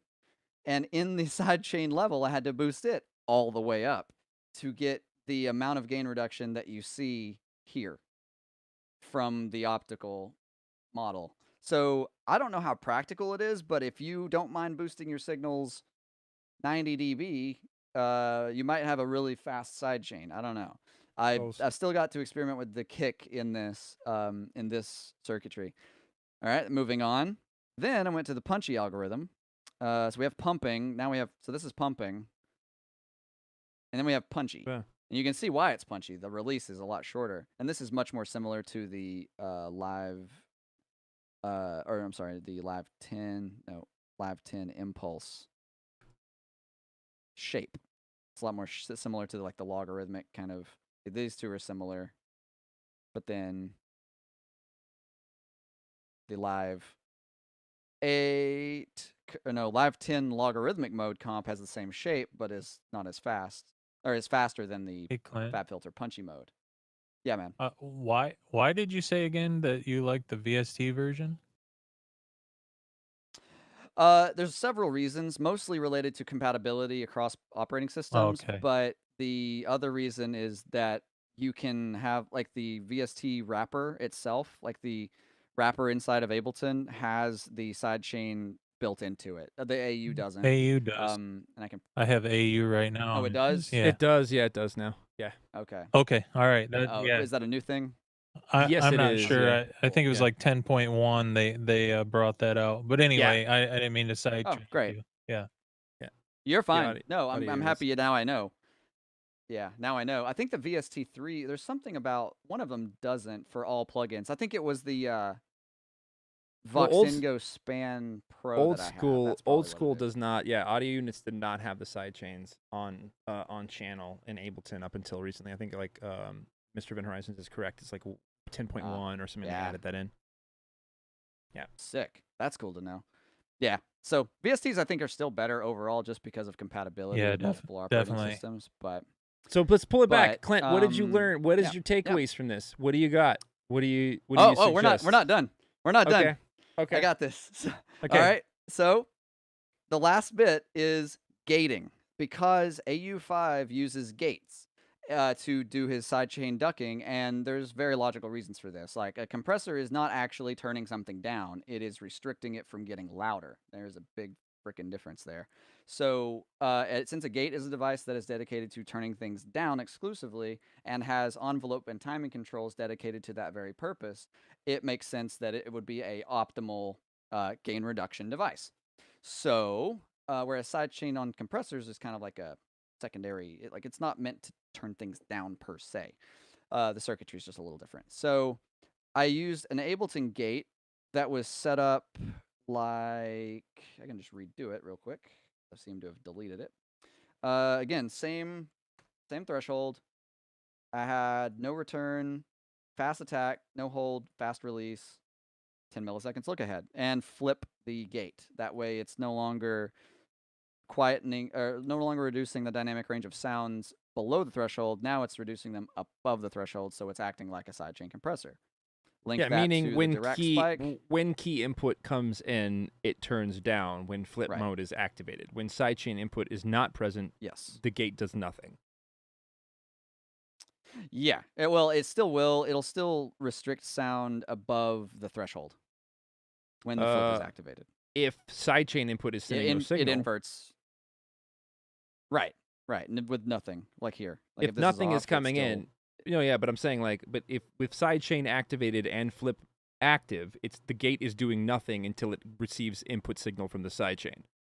And then only then does it then turn the signal down because flip mode is activated. Yes, nailed it. So that is what I had set up here, and I had to mess with the amount of floor, because the amount of floor doesn't need to be infinite. This is what it looks like when it's infinite, but you see how impressive the step response of the gate actually is to an input. Can you zoom in more? It is. Zoom in more for us? Trying to get it see all those in perspective edges. here.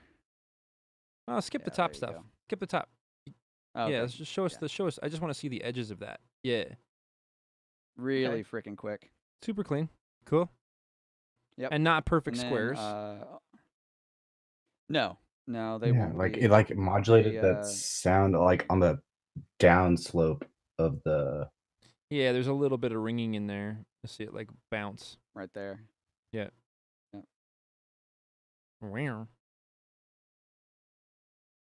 Cool. Okay. And then I tested that with a little bit different settings, like how I would normally set up a sidechain with a gate, which is by I leave the attack alone. Actually, I think I set it at 3 milliseconds. I even tried it at 1 millisecond, just to get rid of that super sharp, because usually a kick sample is not going to have that steep of that initial pop.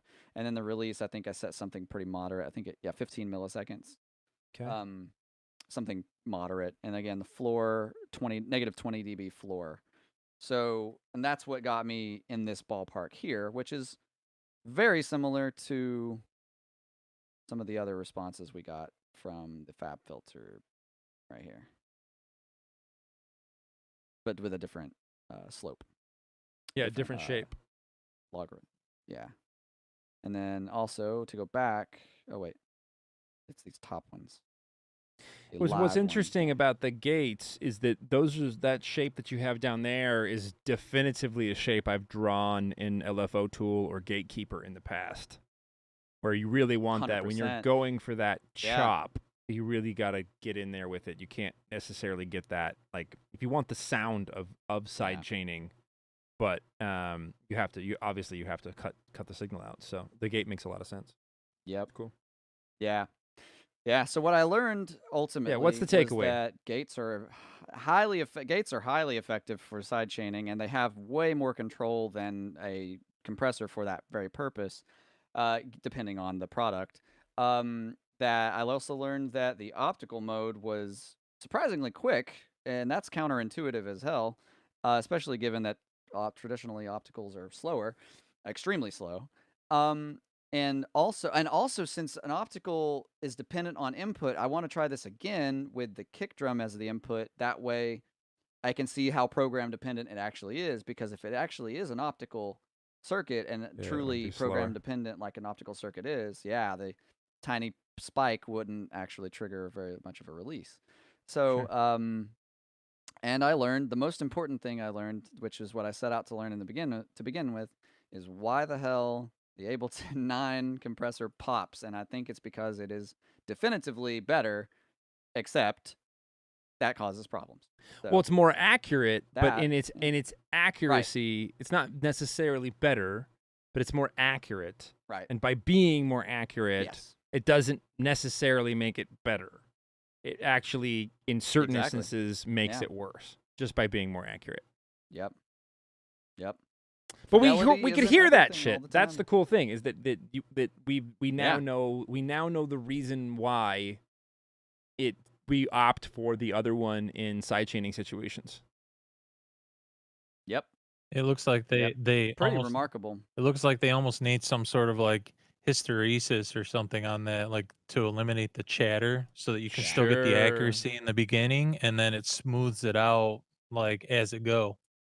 Totally. Yeah. yeah. Totally. And that's what, Totally. like, maybe a longer, um, slightly longer release time would have compensated for that. I'm not 100% sure. Because again, I had it as fast as it would go. So more tests can be done. There's Sure. so many variables that so many combinations you can do that it gets kind of crazy, but it's easy. It's an easy test. And so if anybody wants, I will give you an operator preset, a serum preset for DC as well, and a direct spike. I'll have that available after this broadcast at some point once I get everything uploaded to Dropbox. Dope. Free things. Ah, free things. Free things. So, what else? What other questions we got? Do we have anything else? Anything else anybody wants to get to besides the normal compressor nerdiness and advice and COVID questions? In the gate, using Yeah. the gate, would there ever be a time where you would want to use like the absolute slowest or I mean rather fastest attack setting? Well, say that again. I'm sorry. I was. All right, like if you're going with the gate mode for side chaining, and you talked Yeah. about like not having it so fast because the kick doesn't behave like that, but would there ever be any instances that you can think of where you would want to like maximize the attack? Um, But yeah, for sure. I think if you can use the gate to do like very trancy, like if you listen to Virtual Self, very trancy, fast trance gates, and this is kind of if you spurted white noise or a control signal to trigger the gate, so it's like 16th notes or 30-second notes, like da-da-da-da-da-da-da. You could have a big chordal pad, lush pad that's chopping just super freaking quick, and that's why things like the auto filter or the auto pan and everybody uses the LFO, the auto pan. Sure. And that's why those plugins like Volume Shaper and Shaperbox and LFO Tool Gatekeeper. were created, essentially. Gatekeeper, yeah. I couldn't think of yeah, the name of that one earlier. and then Gatekeeper. That's why ultimately why they were created, to get rid of the pops and clicks of gating. the reason Yep. why I asked that is because as soon as you did that, then I opened up Fabfilter Pro G, and that also has different Yeah. modes, and then the attack goes all the way down to 0.000 milliseconds. Uh-oh. Yeah, see that I haven't even tested that one yet. So there's so much more to And the test. release goes down to 0.000 milliseconds. We're as gonna well, lose Clint so- for the next 6 weeks. Oh man. But hey, when I return, I will have some Yeah, truth. totally. Yes, that's all that matters. That's all that matters. No, that's really cool. That's the cool. only I'll thing, test that. Yeah, the only thing that I would say, like, where at least in a lot of the mixes that I've done and the work that I've done, where I've had a problem with too much ducking, is when you're not going for audible. Like, there's audible ducking, and then there's the effect of moving things out of the way. And with a gate in this scenario, you can still ease into this. You don't have to go to like full negative infinity when you're trying to push the signal in one place. And I think also with AU5's music, like it's facilitated that kind of checkerboarding production of like, here's a sound, suddenly here's another sound, suddenly here's three more sounds, suddenly here's a kick, here's a snare, here's three more sounds. Like, that type of production, you need shit to kick things out of the way. You're like, okay, you go, and then lots of control over what tails. But for the most part, all the sounds are just getting kicked the fuck out of the way from the transient stuff and potentially even from other sounds that are taking place. You're just like, this one's going to pop in and it's going to push these out of the way. This one's going to pop and it's going to push these out of the way. But if you're going for more like wall of sound stuff or like for more minimal shit, I would be more hesitant to just like notch hard, square cut gating. Because I've also seen but that's also like, I think, I'm not sure if it was Excision but it may have been who like just cuts the kick out of the sub. Literally like will go. Oh, there's a lot of people. Yeah, Zeke Beats does that too. Yeah, cut the sub out. It just depends on the sound that you're going for. It just comes down to like what it is you're trying to achieve, and those results. And there's not necessarily a right way or a wrong way. There's not necessarily a right way or a wrong way. My brain's just slowing down now. It's becoming that time of night. But that you should just be aware of like which ones, because like obviously when you see it on a chart like that, you can go ahead and say like, well, okay, of course, I need gates, or I need opto comps, or I need live 8 comps.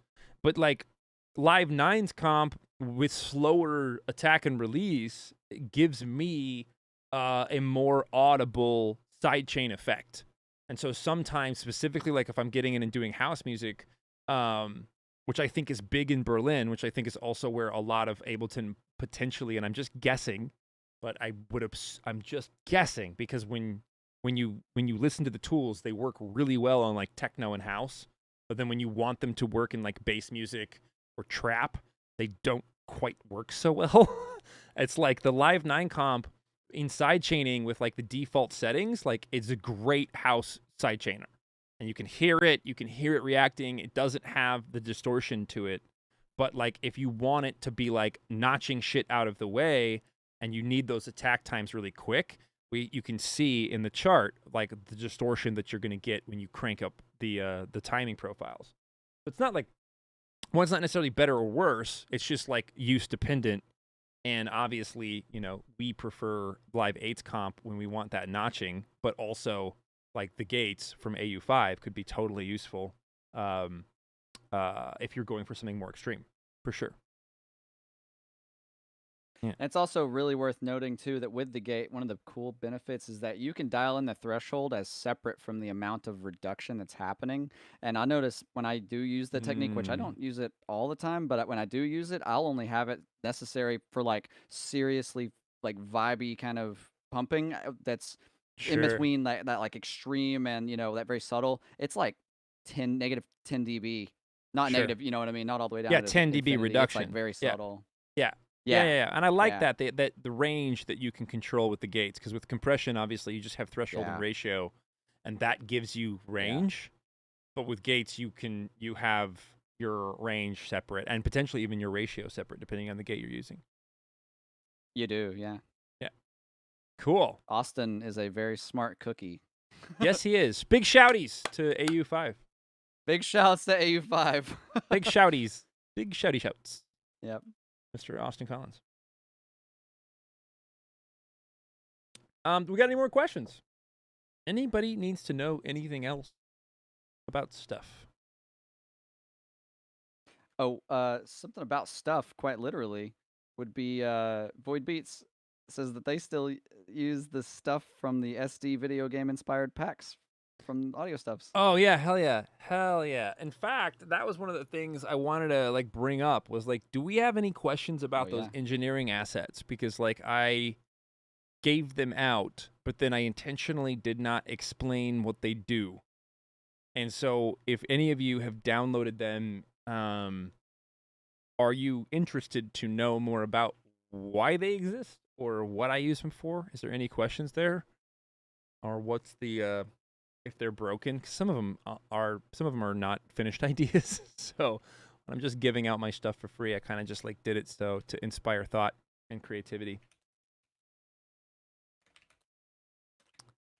Does anybody have any cues? No, apparently not. No one gives I haven't made it all the way through them. I've had them for a while. I also have the SD video game inspired packs, and I I've kind of like, because I had that in my user library for so long, I have like 3 or 4 different duplicates of all of your racks. Nice. But yeah, I haven't gone through all of them, just pretty much the ones that you've kind of illustrated and used in your teachings for us so far. Nice. Yeah, I think what I'll do is I'll save that for I'll save like a deeper dive for our next Q&A so that we can kind of just dig in there, and maybe we can even post a link for people to be like, hey, if you're lurking or you're unaware, maybe we can give out some of my engineering assets. 'Cause I want everybody to have them. It's just I like the idea of like making a bunch of shit that you need and then you give it away and now everybody has your shit. It's like it makes you work harder. It's like, and it levels the playing field. Yeah, and it inspires a lot of creativity because like if you all understand what I made and why I made it, and then maybe you all would do the same. I think Clint and I even had this conversation. We had like, what was it? It was like producer Christmas or engineer Christmas or something we wanted to do. Yeah. Where we were like, just reset every year. Yeah, every year we were like, everything you made this year, you give away at engineer Christmas. And we all just put it together into like one big giveaway of like everything you fucking made. And then every year everybody gets everything that everybody made, but it's at the end of the year. So it forces you to either go into there and use other people's shit next year or make brand new shit for the following year or update the shit that you made for that year for the next year. And then of course you give that away again. Just because it's like, I mean, I don't know. Like, I know in some instances you're like, oh, I don't want to give away the IP or like, this is my thing. But like, honestly, like if you are just your tools, then you're really only as good as your in tools. Like I mean, no offense, you're a tool at that point. You're not like an engineer. Like I should be able to give all of you my tools and everything I use and even explanations of how I use it. And you still can't replicate what I do. Like it should be where the choices I make and the decisions that I come to and the creations or the creativity that I inspire in myself or in the art should not be replicatable. But the tools, like that doesn't matter. It's like we're all just, and that's kind of been like the thing we've been going through the mastering shit where like everyone's finally starting to see how I master and the tools I use and everything else. And it's like off the shelf compressors and like fucking Ableton saturators and just like, it's like, wait, what? Like, that's really it? You're like, yeah, it's the choice. It's the ordering and the choices. And it's like, that's kind of gets me back to like how like most foods are just 4 ingredients. Like like Italian food is the same 4 ingredients put together different ways. And Mexican food is the same 4 ingredients put together different ways. Yeah. And Thai food is the same 4 ingredients. Like, it's like, yeah. But how you so much. I tell everybody that so often. Yeah, but how you put them together matters. It's like the amounts of them and when they go in and what comes after them. And like, it's that makes it awesome. It's not the ingredients are off. They should be able to be off the shelf and you should be able to get dope shit. So we should maybe institute Engineer Christmas this year. Or maybe we do it like where it's non-denominational, where it's not like Engineer Christmas in July. Yeah, it's engineering New Year. It's engineer New Year. Yeah, we shouldn't do Christmas, so it's non-denominational. We want to be all inclusive to the people who are like all the Satanists out there who want to be who want to be engineering. Like, don't leave the Satanists out. They need their own engineer holiday too. So, all right. Do that. On the topic of the assets, I'm a Logic Pro user. I was talking with Clint earlier. I might be a convert to Ableton here soon. Do it. 90 days, Ableton 11 free. Do it. But I guess some of the breakdowns with the assets that you have been super useful, like with the null test and the no clip and the band splitter and all that. Other than those big 3, which one do you find yourself going to a lot? That's a really good question. Clint, can you take over for a second on the screen, and I'm going to throw you up while I open up some shit? Yeah, and I was like testing the Pro G, right? I had a feeling Clint was immediately testing shit. All right, you're up. Oh, there you go. Yeah. You're in, Clint. All right, let me I'm in. Tag. All right, give me a second. I'm gonna go find that patch. Here, go to a 2-up real quick because I got to give somebody access to join the chat. Okay. Yeah, you're in. You're in. Cool. There you go. Cool. 1 second, everybody. Let me find those assets. So while we're waiting, I got called away just for a couple minutes, but I missed it right as we started talking about that gate and you got that digital clip. Or I guess that's not digital. But what was after that? Just like if y'all could break it down into like 30 seconds or less. You mean the where we like are the like the conclusion we came to with the testing? Yeah. Yes. Yeah, Clint, wrap it up. Basically that the Ableton 9 compressor is more accurate, but not necessarily better depending on application.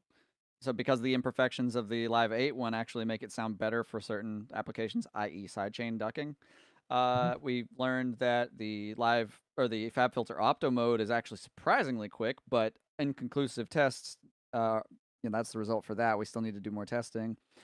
Gates are really dope. They have a lot more control than a compressor for ducking things, and they could be a potential alternative depending on use case and context. And I think that pretty much covers it. Oh, and I'm giving away the direct spike, the DC, and the operator patch and a serum patch. Yep. Okay, I'm ready to pull some of this shit in. I'll go through this more. I think I'm gonna come back up to the 3-up. Is that okay, Clint? Are you ready to go? Yeah, go for it. All right, 3-up it is. Can you jump in the chat in Discord, by the way? Oh yeah. There we go. So in my world, there's a couple different things in the pack that I like. Obviously, the analysis pack is like huge. The all duckers pack, that's just like obviously it's like Ableton shit. I gotta say, like all the no clip stuff. Here, I'm gonna throw this up on the screen. I'm just gonna get rid of this. And we're gonna go to this one. And then I'll go to my Ableton. So let me make this thing all the way big here. So the All Duckers pack is huge. Avocet Midside, that's the modeler of what we were going through with like the Midside Solo. That's like the Ghost Zone situation. I love the bass focus, and I'll actually go through these. I'll show you all. I'm not going to do it today. We don't have enough time, but I will go through like what these do and why I like them. Clap juice is huge if you make if you need juice on your claps. I love clap juice. Clap juice is literally when I shout that every time I use it, which is why it's all claps. We've got the where is it at? Downlift process. The Drake filter is really good. This is like actually a thing that I built off of Drake's Engineer, where it's not just reducing the sample rate, but it's also low pass filtering or high pass filtering, depending on how you set it up. Fuck Me Finally it's this crazy like follower that I built using gates and compressors, which is dope. I really like that. Where is it? All of these linear phase splitters are massive. They're so helpful, and I use them all the fucking time.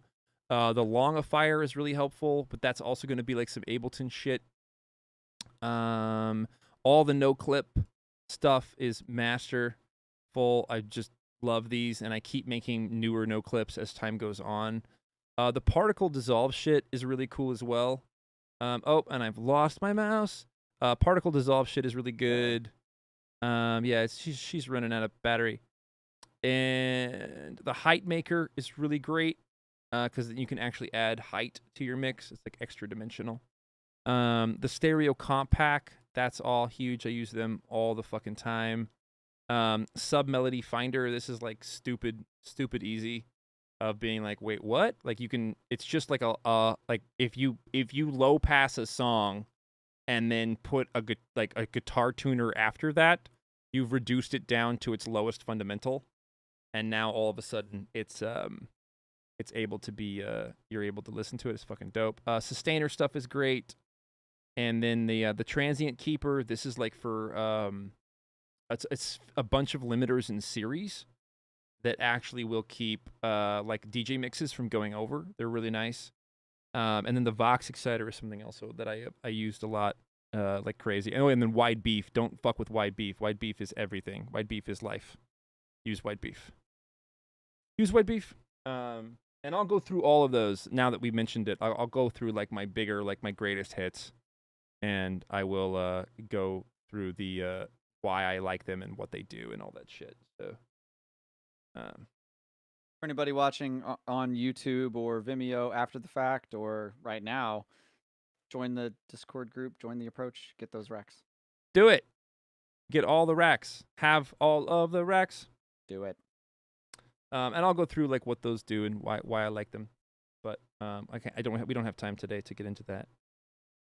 But I will do it next week. You will know. YouTube video? Yeah, that is on the plate. Yeah, totally. Yeah. I mean, and there's also one other thing. Actually, no, I don't need to go to that. I don't need to go to that today. We'll get to that later. I think we're pretty good on time today. I think we should probably wrap this up unless we have some more questions. Just because it came to mind, you don't do like because you're talking about unlinked comps and separate from this the stereo unlinked reverb that you built. You don't I don't tend to see you in classes use like an unlinked glue. Is there a reason for that? I think we brought this up. I have not built an unlinked glue, or I have built an unlinked glue, but I don't. Do I have an unlinked glue? Just type glue in here. Maybe I did. Is the approach glue? Is that 2 glues? Yeah, there's the unlinked. I built an unlinked glue. I just haven't used it too much. But yeah, why might that be? Because the glue comp to me has a very particular sound that I don't feel like is it's just not like on a master bus I like this, and in bus scenarios I like the glue comp, but everything stepped. Like I don't have the ability to refine the type of ratio I want, the type of attack I want, or the type of release I want. And so just doing work in the past on, and I'll just zoom in on that real quick. Let's go that way. There we go. So the glue comp itself in Ableton is modeled off of an SSL. Is it a G series compressor, Clint? I think it is. I think it's the G series comp. And which I think is where they get the fucking glue.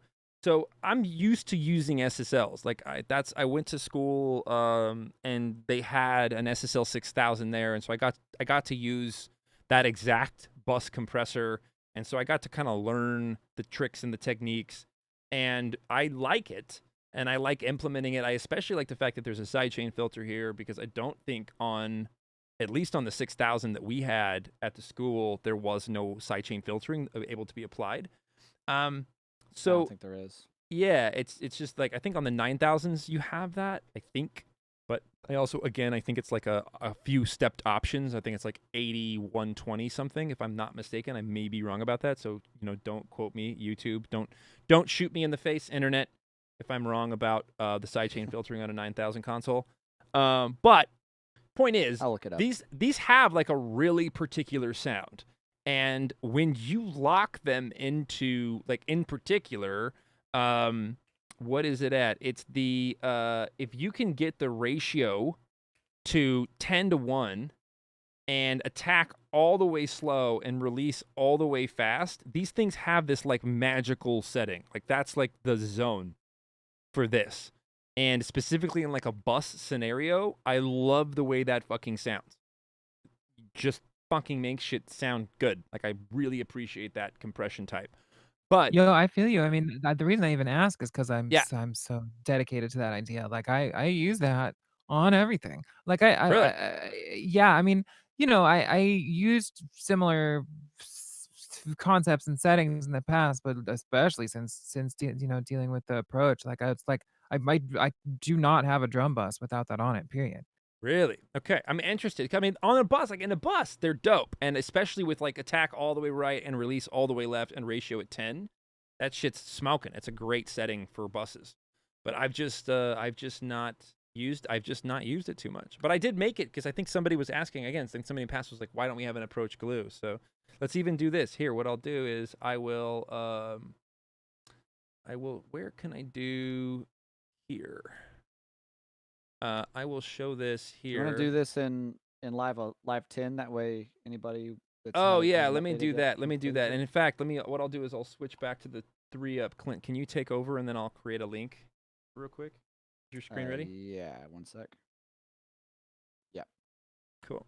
All right, you're in. I'm going to make a link. And so anybody on the Discord right now is going to get this plugin. So give me a second and I will release it. The stereo unlinked glue. With Everyone I continues love to log glue in. for drums. Yeah. Yeah.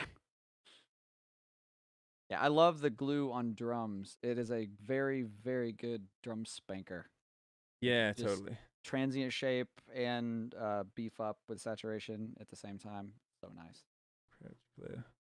It's kind of a go-to plugin for me with drums. Cool. Yeah, I mean I just haven't been, but Alexandra, I will start using it more. And there No, it I'm not is. trying Yeah. to make you use it. I'm just curious. I'm just curious your use cases and your I'm curious your best practices. Yeah, I just haven't been. preservation. I don't know. Yeah, I just press on. Honestly, that's kind of why I like to give away my shit. Is so then I make new things and I change it. If you want a compressor, I mean, even your what you said so far makes perfect sense. That it's using it on a drum bus. It's you get some cohesion by just leaving it as it is. 100%. Yeah, yeah. Yeah. It's there are 3 versions. Oh, sorry, I'm reading some of the comments stuff regularly. Yeah. Wide beef, bass focus. Yeah. Yeah, no, there's we've talked about this a lot in the past, how there really isn't one way to do these things. And so I honestly I like the idea that you're like out there, you're like, actually, like the stereo unlinking is dope, but have you tried it with the glue comp? Because first of all, it is still summing the sidechain. So it makes sense that you'd want an ability to unlink. And then with an ability to unlink, and you can actually fade between the linked and unlinked, you can crossfade that so you can get the percentages. It's not just hard unlinked or hard linked. That now you can get these types of results from that glue comp. And the one thing that I do love about the glue comp actually is like the distortion that you get. Like I love So good. hurting the glue comp until it makes distortion, and then it's the distortion the glue comp makes is like fantastic. Like it's one of my favorite distortion units now. Add in multi-bands. Like my favorite. Yeah, I mean, I have a whole category. I do live enhancement suite. Y'all do live enhancement suite, right? Yeah. Double click. And I have a whole category that's just abuse. I might have said this before, but I have a category that's just for saturation, and then a subcategory that's like abusing analog devices for saturation. Yeah. Yeah. It's cool when the things are broken and and what they do when they break. It's nice. Really? Okay, this is going to be a next time topic, but Okay. I am really excited to show you all some tricks with distortion at some point in the near future. Yeah. Going to hold off on what those are, but I'm going to show you some badassery with any distortion unit you can think of. Can't wait. Give it a whole new purpose. Yeah. Let's do it. Let's go next week. Let's do that for next week. Let's make sure let's go into the tools. We'll talk a little bit more about that. There was some null test stuff that came up in the chat this week that I'd love to go into more. I'll do some walkthroughs of the tools and why I use them and what they mean. So especially for those of you that aren't in Ableton, which again, I just suggest I'm not a shill for Ableton. Like it changed my workflow. It changed my life. I was a Logic dude. I was a Pro Tools dude. I was a Reason dude. I was like everything but Ableton dude. And then a job I got forced me to use Ableton, and I'm so happy that happened, because a lot of the decisions that I make now are so much easier. And do I still score in Logic? Absolutely. You don't have her mode tuning in Ableton. Like if you need to do really interested, complex fucking string and like the intricacies between some of that, like you can't get those types of tuning changes in Ableton. What is the word I'm looking for? I can't think of it. But anyways, there's a lot of, and Ableton has more powerful MIDI scoring at this point, but they still don't give you some of those deeper level options that like something like Logic does, or what was the other one? I can't think of the other place. Anyways, there's still reasons, like same thing with Pro Tools. Like I love what Pro Tools has done with their own hardware, where you have the immediate delay compensation or hardware listening. You can apply effects in real time. Like, sure, can you do that with UAD? Yes, you can, but you require workarounds, and you're working in the UAD environment, so it's not quite as flowful as sitting down in a major recording studio, plugging a mic in, and immediately having like whatever chain of effects you want running right to the fucking person's headphones, and none of that being recorded to tape and all the takes and everything else like that. Plus batch fades, which I'm just like, Ableton, please give us batch fades. Like, just allow me to select everything and fade it. That would be huge. And also not to disrupt already existing fades. So like if you can, then you can be a Mr. Bill and edit without fades, and then go back through and just say like a certain percentage of this fade or a certain amount of these fades. So there's still reasons I think that Pro Tools wins in a lot of cases, but Ableton is just so huge. So I'll go through those plugins and I'll explain kind of why they exist and how you might be able to recreate them in other DAWs. So those of you that are still out there, One Kiss, I'm looking at you, and anybody else who's listening at home who's like, I don't use Ableton. I don't do it. Well, even when I make the transition, which I will eventually, I feel knowing like the why behind it just always helps me out. Like we did with the tests earlier with the compressors, it just like illuminates things. Knowing is half the battle, as G.I. Joe. Totally, yeah, there it is. There you go. Yeah. Exactly. Yeah, you can't change what you don't know. So. Well, I really appreciate the design philosophy behind Ableton too. I want to say this one thing before we wrap up. Go for it. With any other software, you have to make multiple clicks and multiple menu options to get to what you're after. I think if I heard it a long time ago, Ableton's design philosophy was 2 clicks to anything.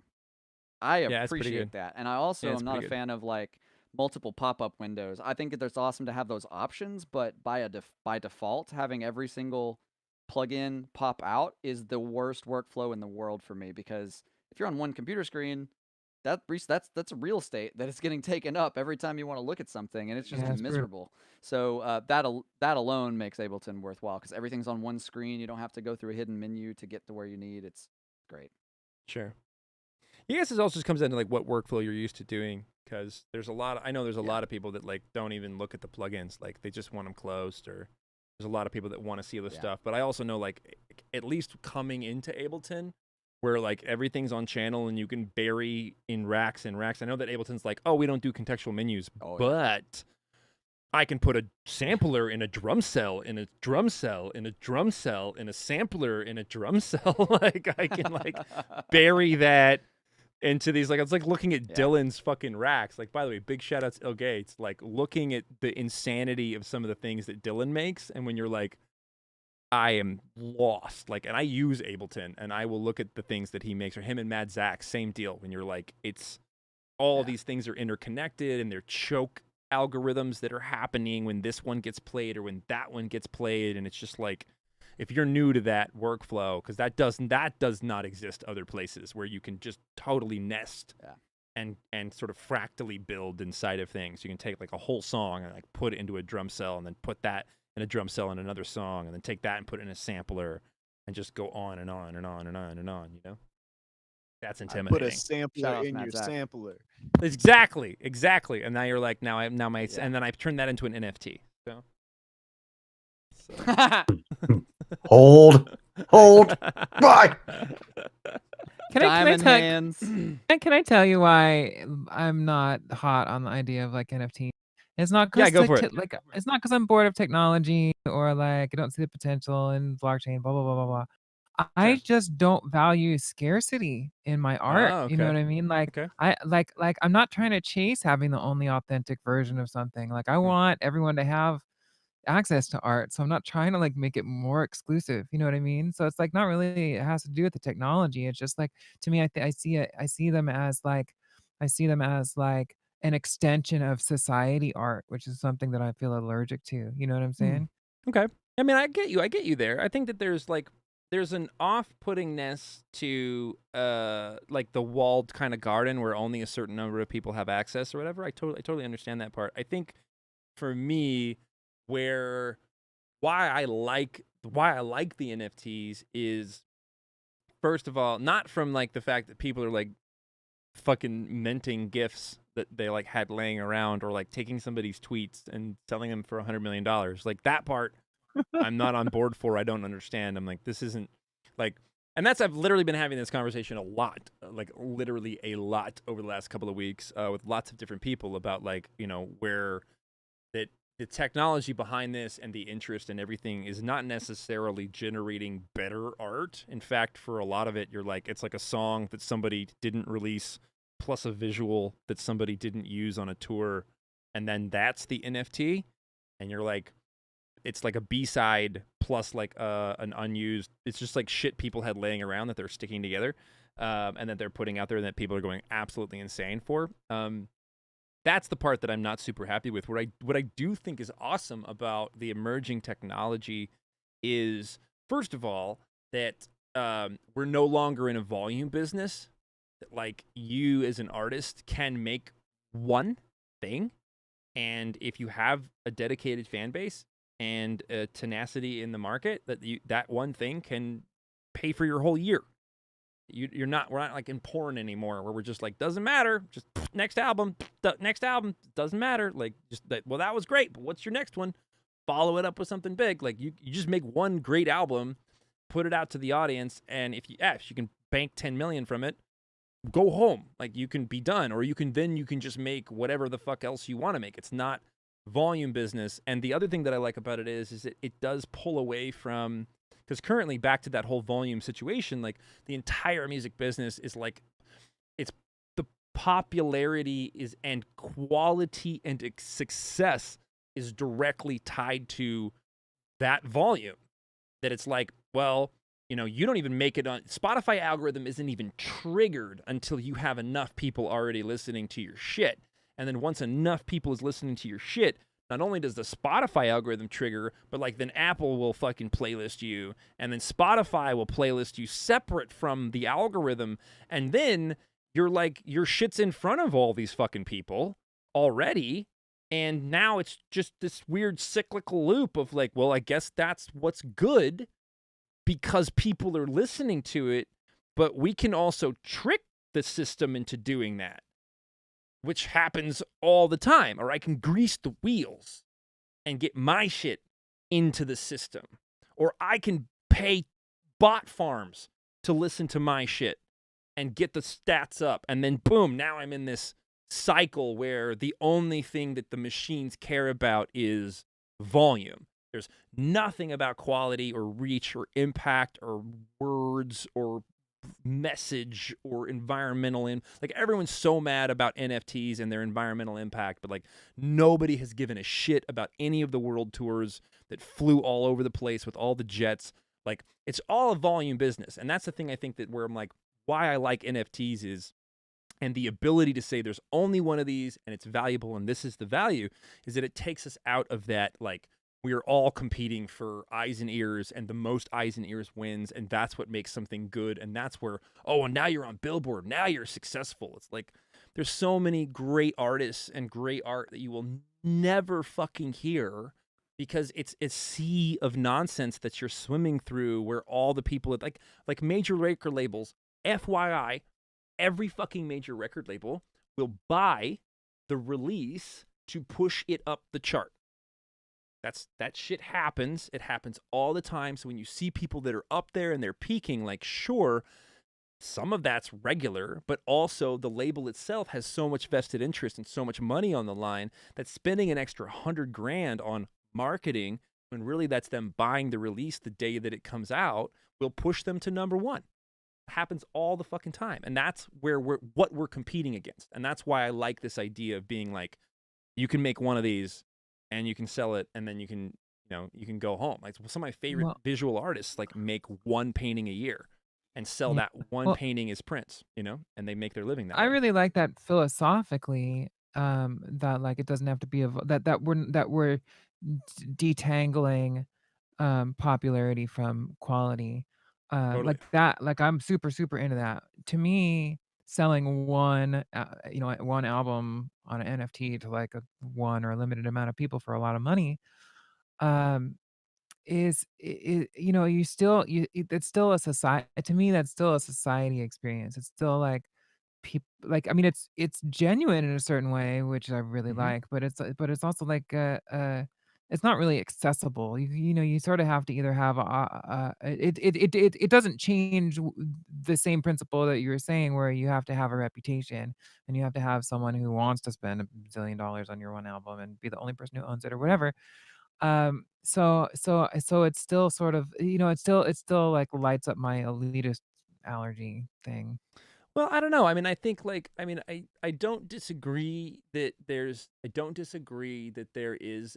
elitism to be, obviously, like if you have $10 million to spend on a fucking record, like you clearly you're in a different category than myself, right? Like I don't have $10 million to spend on anything, let alone What one was that record. album? Didn't some group put out like a record and only one person owns it or something? Or Wu-Tang. Wu-Tang. Yeah, like, but what, like, different, how does that very benefit different. society that only one person's ever heard that Wu-Tang album? It's very different. So this is the thing with NFTs, is that it's the ownership. This is why I like NFTs. It's the record. Obviously, with Wu-Tang, they didn't have NFTs. They sold it to fucking Martin Shkreli, who's now in jail.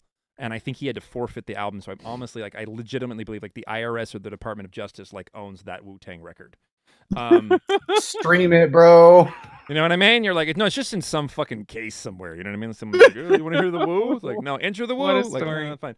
So, either way, in the NFT world, you're not being prevented. It's just like with fine art. Like, I can go look at Andy Warhol shit, but owning Andy Warhol shit is something that's not in my ecosphere to be able to partake in. But that I'm not limited from viewing it or taking it in, like especially if it's exhibited or whatever. So for those people who own it, even if you go to the exchanges, like you can watch the entirety of everything that Grammatic posted, everything that Grimes put up. There's nothing hidden. You don't see it once you've bought. That was the difference with Woo. It's like when they only were playing it to people who were potential buyers. In the NFT world, the art can be displayed.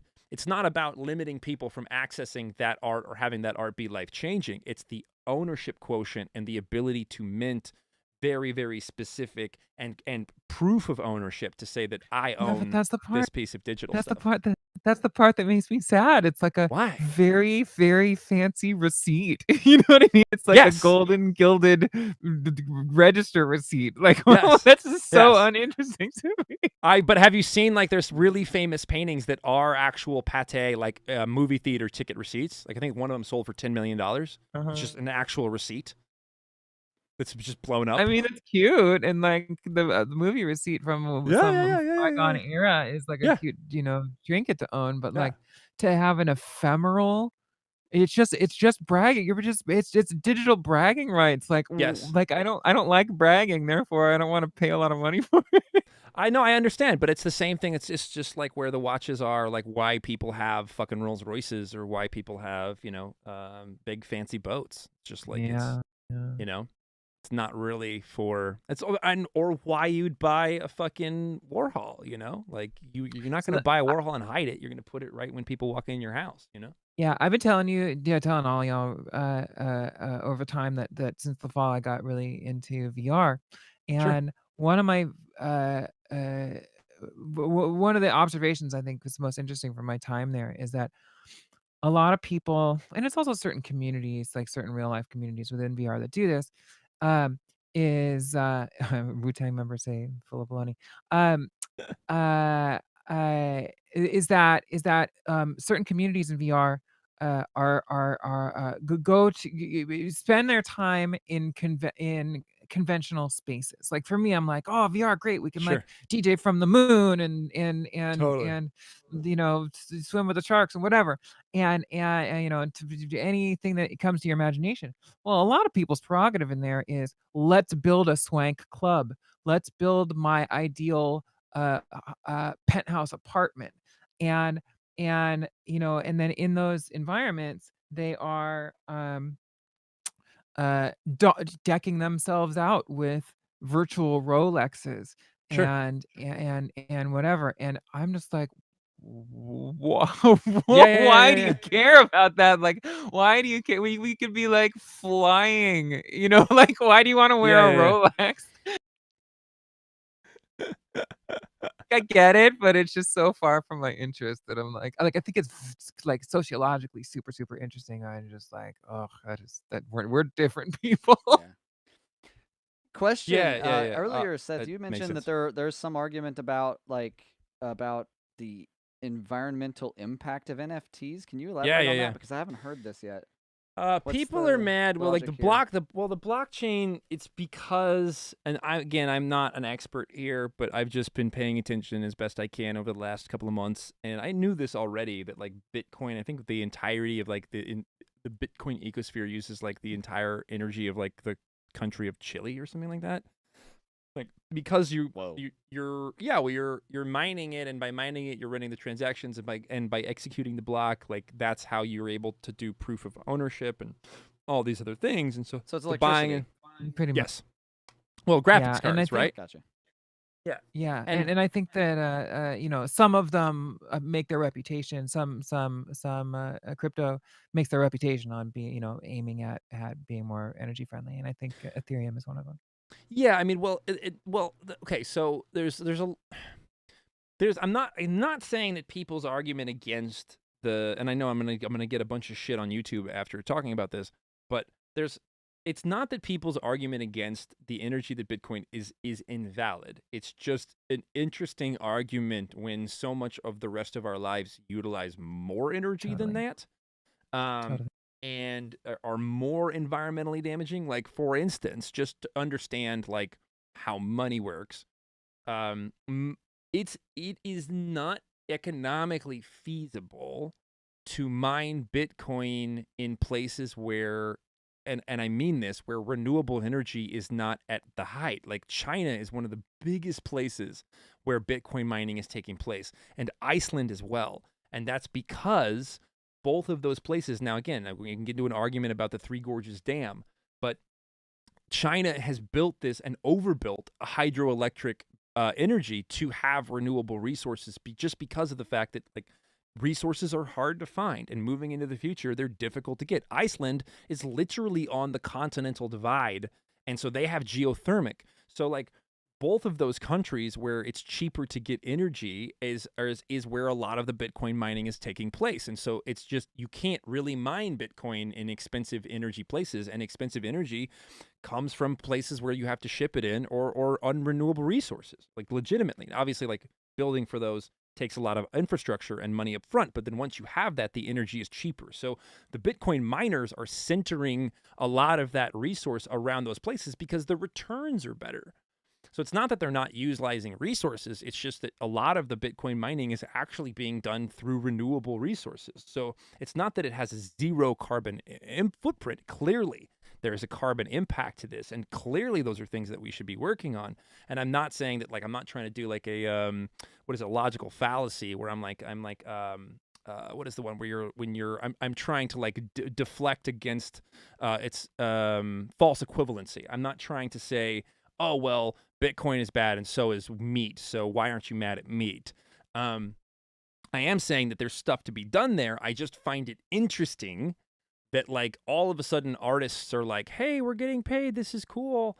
And like it's like people care about my art all of a sudden and are literally, I can like make a living from this crazy shit that I was doing on the internet, like looking at Beeple where people are like, wow, what the fuck? People paid Beeple. Like, dude, Beeple's been holding it down for so fucking long. Like there's a reason why he has 13 years of daily art. to put together into a thing that's worth $69 million. Like, go back 13 years in the internet. What were you doing on the internet 13 years ago? Beeple was doing exactly what he's doing today 13 years ago on the internet. So it's like props to Beeple for figuring something out and then just talk about not quitting, sticking the fuck with it through thick and through thin, through Bitcoin up, down, through the whole fucking thing, and then coming out into a place where he can take 5,000 pieces of art that he made over 5,000 days, put them into one thing, and have it sell for $70 million. I think that's fucking awesome. So I just feel like it's not contextually inaccurate to say that the NFTs and Bitcoin and the blockchain itself has an environmental impact, because clearly it does. I just don't think that it's as big as people think, and I would love that same uproar like about Amazon. I would love that same uproar about shipping. I would love that same uproar about about all the tours, like all like EDC. Like, why aren't we mad at EDC? Because like people are plenty mad at Burning Man. Which is crazy again, is you're just like, so we're mad at Burning Man, but like you're like, wait a minute. So EDC is like, so we all fly into these massive festivals. We all that carbon footprint. Like, why aren't we walking to EDC? Like, why aren't we mad? But so it's just like, I just feel like it's people, I don't know, they need something to be mad about. So they're like, well, look at the carbon. So that's not wrong. It's like, you should do what you can to offset your carbon footprint, and you should recycle, and you should, not fly places. And but it's opportunist. Vegetable, exactly. Yeah. And that's how I feel about Burning Man too. I mean, it's like there are plenty of fucking things to criticize about Burning Man, but like to call it out specifically for its energy use, when it's obvious there's so many. I mean, not that it's perfect, obvious it's so much that they do to bring attention to certain things. Oh my God. If not, improve certain things, and then you're not going to turn around and like criticize whatever. Coachella, doesn't matter, whatever. It's just people. It's people trying to just like throw bricks at Burning Man just because they don't like it, or they don't like what it represents or whatever. Yeah. Well, and it's also like, what is it, the Dutch saying? All the best ship captains are on the shore, right? Where it's like once you're on the outsides, it's easy to be like, this sucks. That they don't get what they're doing. Yeah, I mean, it's like, that's like it's just how it goes. Like, when you're not, like, you try to figure out how do you put on a festival, like, just, or even general, like how do you get groceries? It's such a magical thing going in a grocery store, especially in America or in any of the Western world, where you like it's phenomenal. Like, you have food it's like some of these foods like don't exist in the natural world anymore. They're all out of season. They're perfectly categorized. Like, they're well lit. Like, the whole thing is fucking insane. And we don't question one bit about whether or not okay, how much fucking diesel gas went into getting this here, and how many you're walking through the vegetable aisle and none of us are like, wow, the pesticides, right? Like, the tons and tons, because I'm just in one grocery store, right? Yeah. Well, I mean, but that's what I mean. It's like, it's just like, and we can keep going on this forever, but what's really magic is garbage. Like, garbage is such a flawed concept, and people. No, it is. Yeah, I don't know why we do what we do with garbage. I've always thought about this one. This has always bugged me about why we don't have recycling be the norm, but there's several reasons why. Well, I think we fucked up as soon as we stopped eating off the floor and shitting on the floor. I think like that's when everything got. Yeah. I think when we got out of the food chain and when human beings stopped like literally just like pooping wherever we like, because like literally like if all of us just went back to the way we used to live and just all of us shit, like we would all die. Like literally pestilence would take over and the earth would like wipe us out, which I think is like indicative of the problem that we're in right now, as we're just like, we're sort of like, we're no longer part of the system anymore. And I don't even know if there's a way to get back into it again, like logistically, like that you could like put us back into nature and have it all kind of be harmonious. Like, I just don't know how, I don't know if that's a possibility. And on a happier note. It wouldn't be very peaceful either way. You could do it. It just wouldn't be very fun. Nature. Yeah, totally. I think I got to wrap it up here, guys. Really appreciate Same. everybody coming out. We got to get some food. It's another one of those like marathon runs. But thanks for everybody for joining us this week. We're gonna do. I think if we like Thursdays, we'll stick with Thursdays. If we want to do a different day, we can do a different day. We might need to do more of these if we want to go deep dives on some stuff. Because I know Clint and I are kind of working on some shit in the background. We want to show you. So. Word. Yeah, we'll definitely keep us updated because if we keep it on Thursdays after, I mean, I'm the one who mentioned that it's during the weekly download on Wednesdays, but if we have it on Thursdays, I have to move a weekly lesson that I teach. So. Oh, okay. So we're trying to help you out. You were like, oh, we can't do Wednesday. No. And then I was like, oh, let's go Thursday. Oh, I skip the weekly download to do it. I don't give a shit. I just the question was, are we gonna recommend it to other people? And I was like, well, we limit who we can recommend it to because it's during the weekly download. Okay. But like, I have a weekly student Thursday evenings, but he's flexible. I could probably cool. at least bump him up. Bring him on the thing. Just be like, I should bring him in. Yeah, I should bring him on. He'd probably get a lot out of it. So let's go meta it. Let's put your lesson in this thing. I would. I'm proud of my lessons with him. I banged it out today, and a lot of it was, I mean, not like parroting what I hear from you, but largely informed by what I do here. So I'm stealing from everybody else. Don't worry. There's a YouTube channel that I go to right before the thing, and I just take books. All from them. No, it's a literal YouTube channel. The entire school, I just take it from this one YouTube channel. But don't tell him. Nice. No, I'm kidding. No, we're all stealing from each other. It's all we're all on the shoulders of all the other information. So it's important to reciprocate. Like, can we get a moment of silence for the? Can we get a moment of silence for that one shrew that we are all related to, like 25 billion years ago, that just held like said down. fuck the water, and held it down through the comets and shit. Yeah, totally. It showed up. Big little shrew. Thank you for big spawning. Little shrew. Yeah, that totally. Thing. Yeah. Preach. Yeah. Well, cool. Yeah. Thanks everybody for joining us. Fun for me. I got to bounce too. So. Yeah, we got to get. All you can say here. We're gonna be posting this back up it's on YouTube now, but we'll be putting it back up there in a little bit. So, thanks everybody for joining us, and I'll we'll post be that back. download for everybody.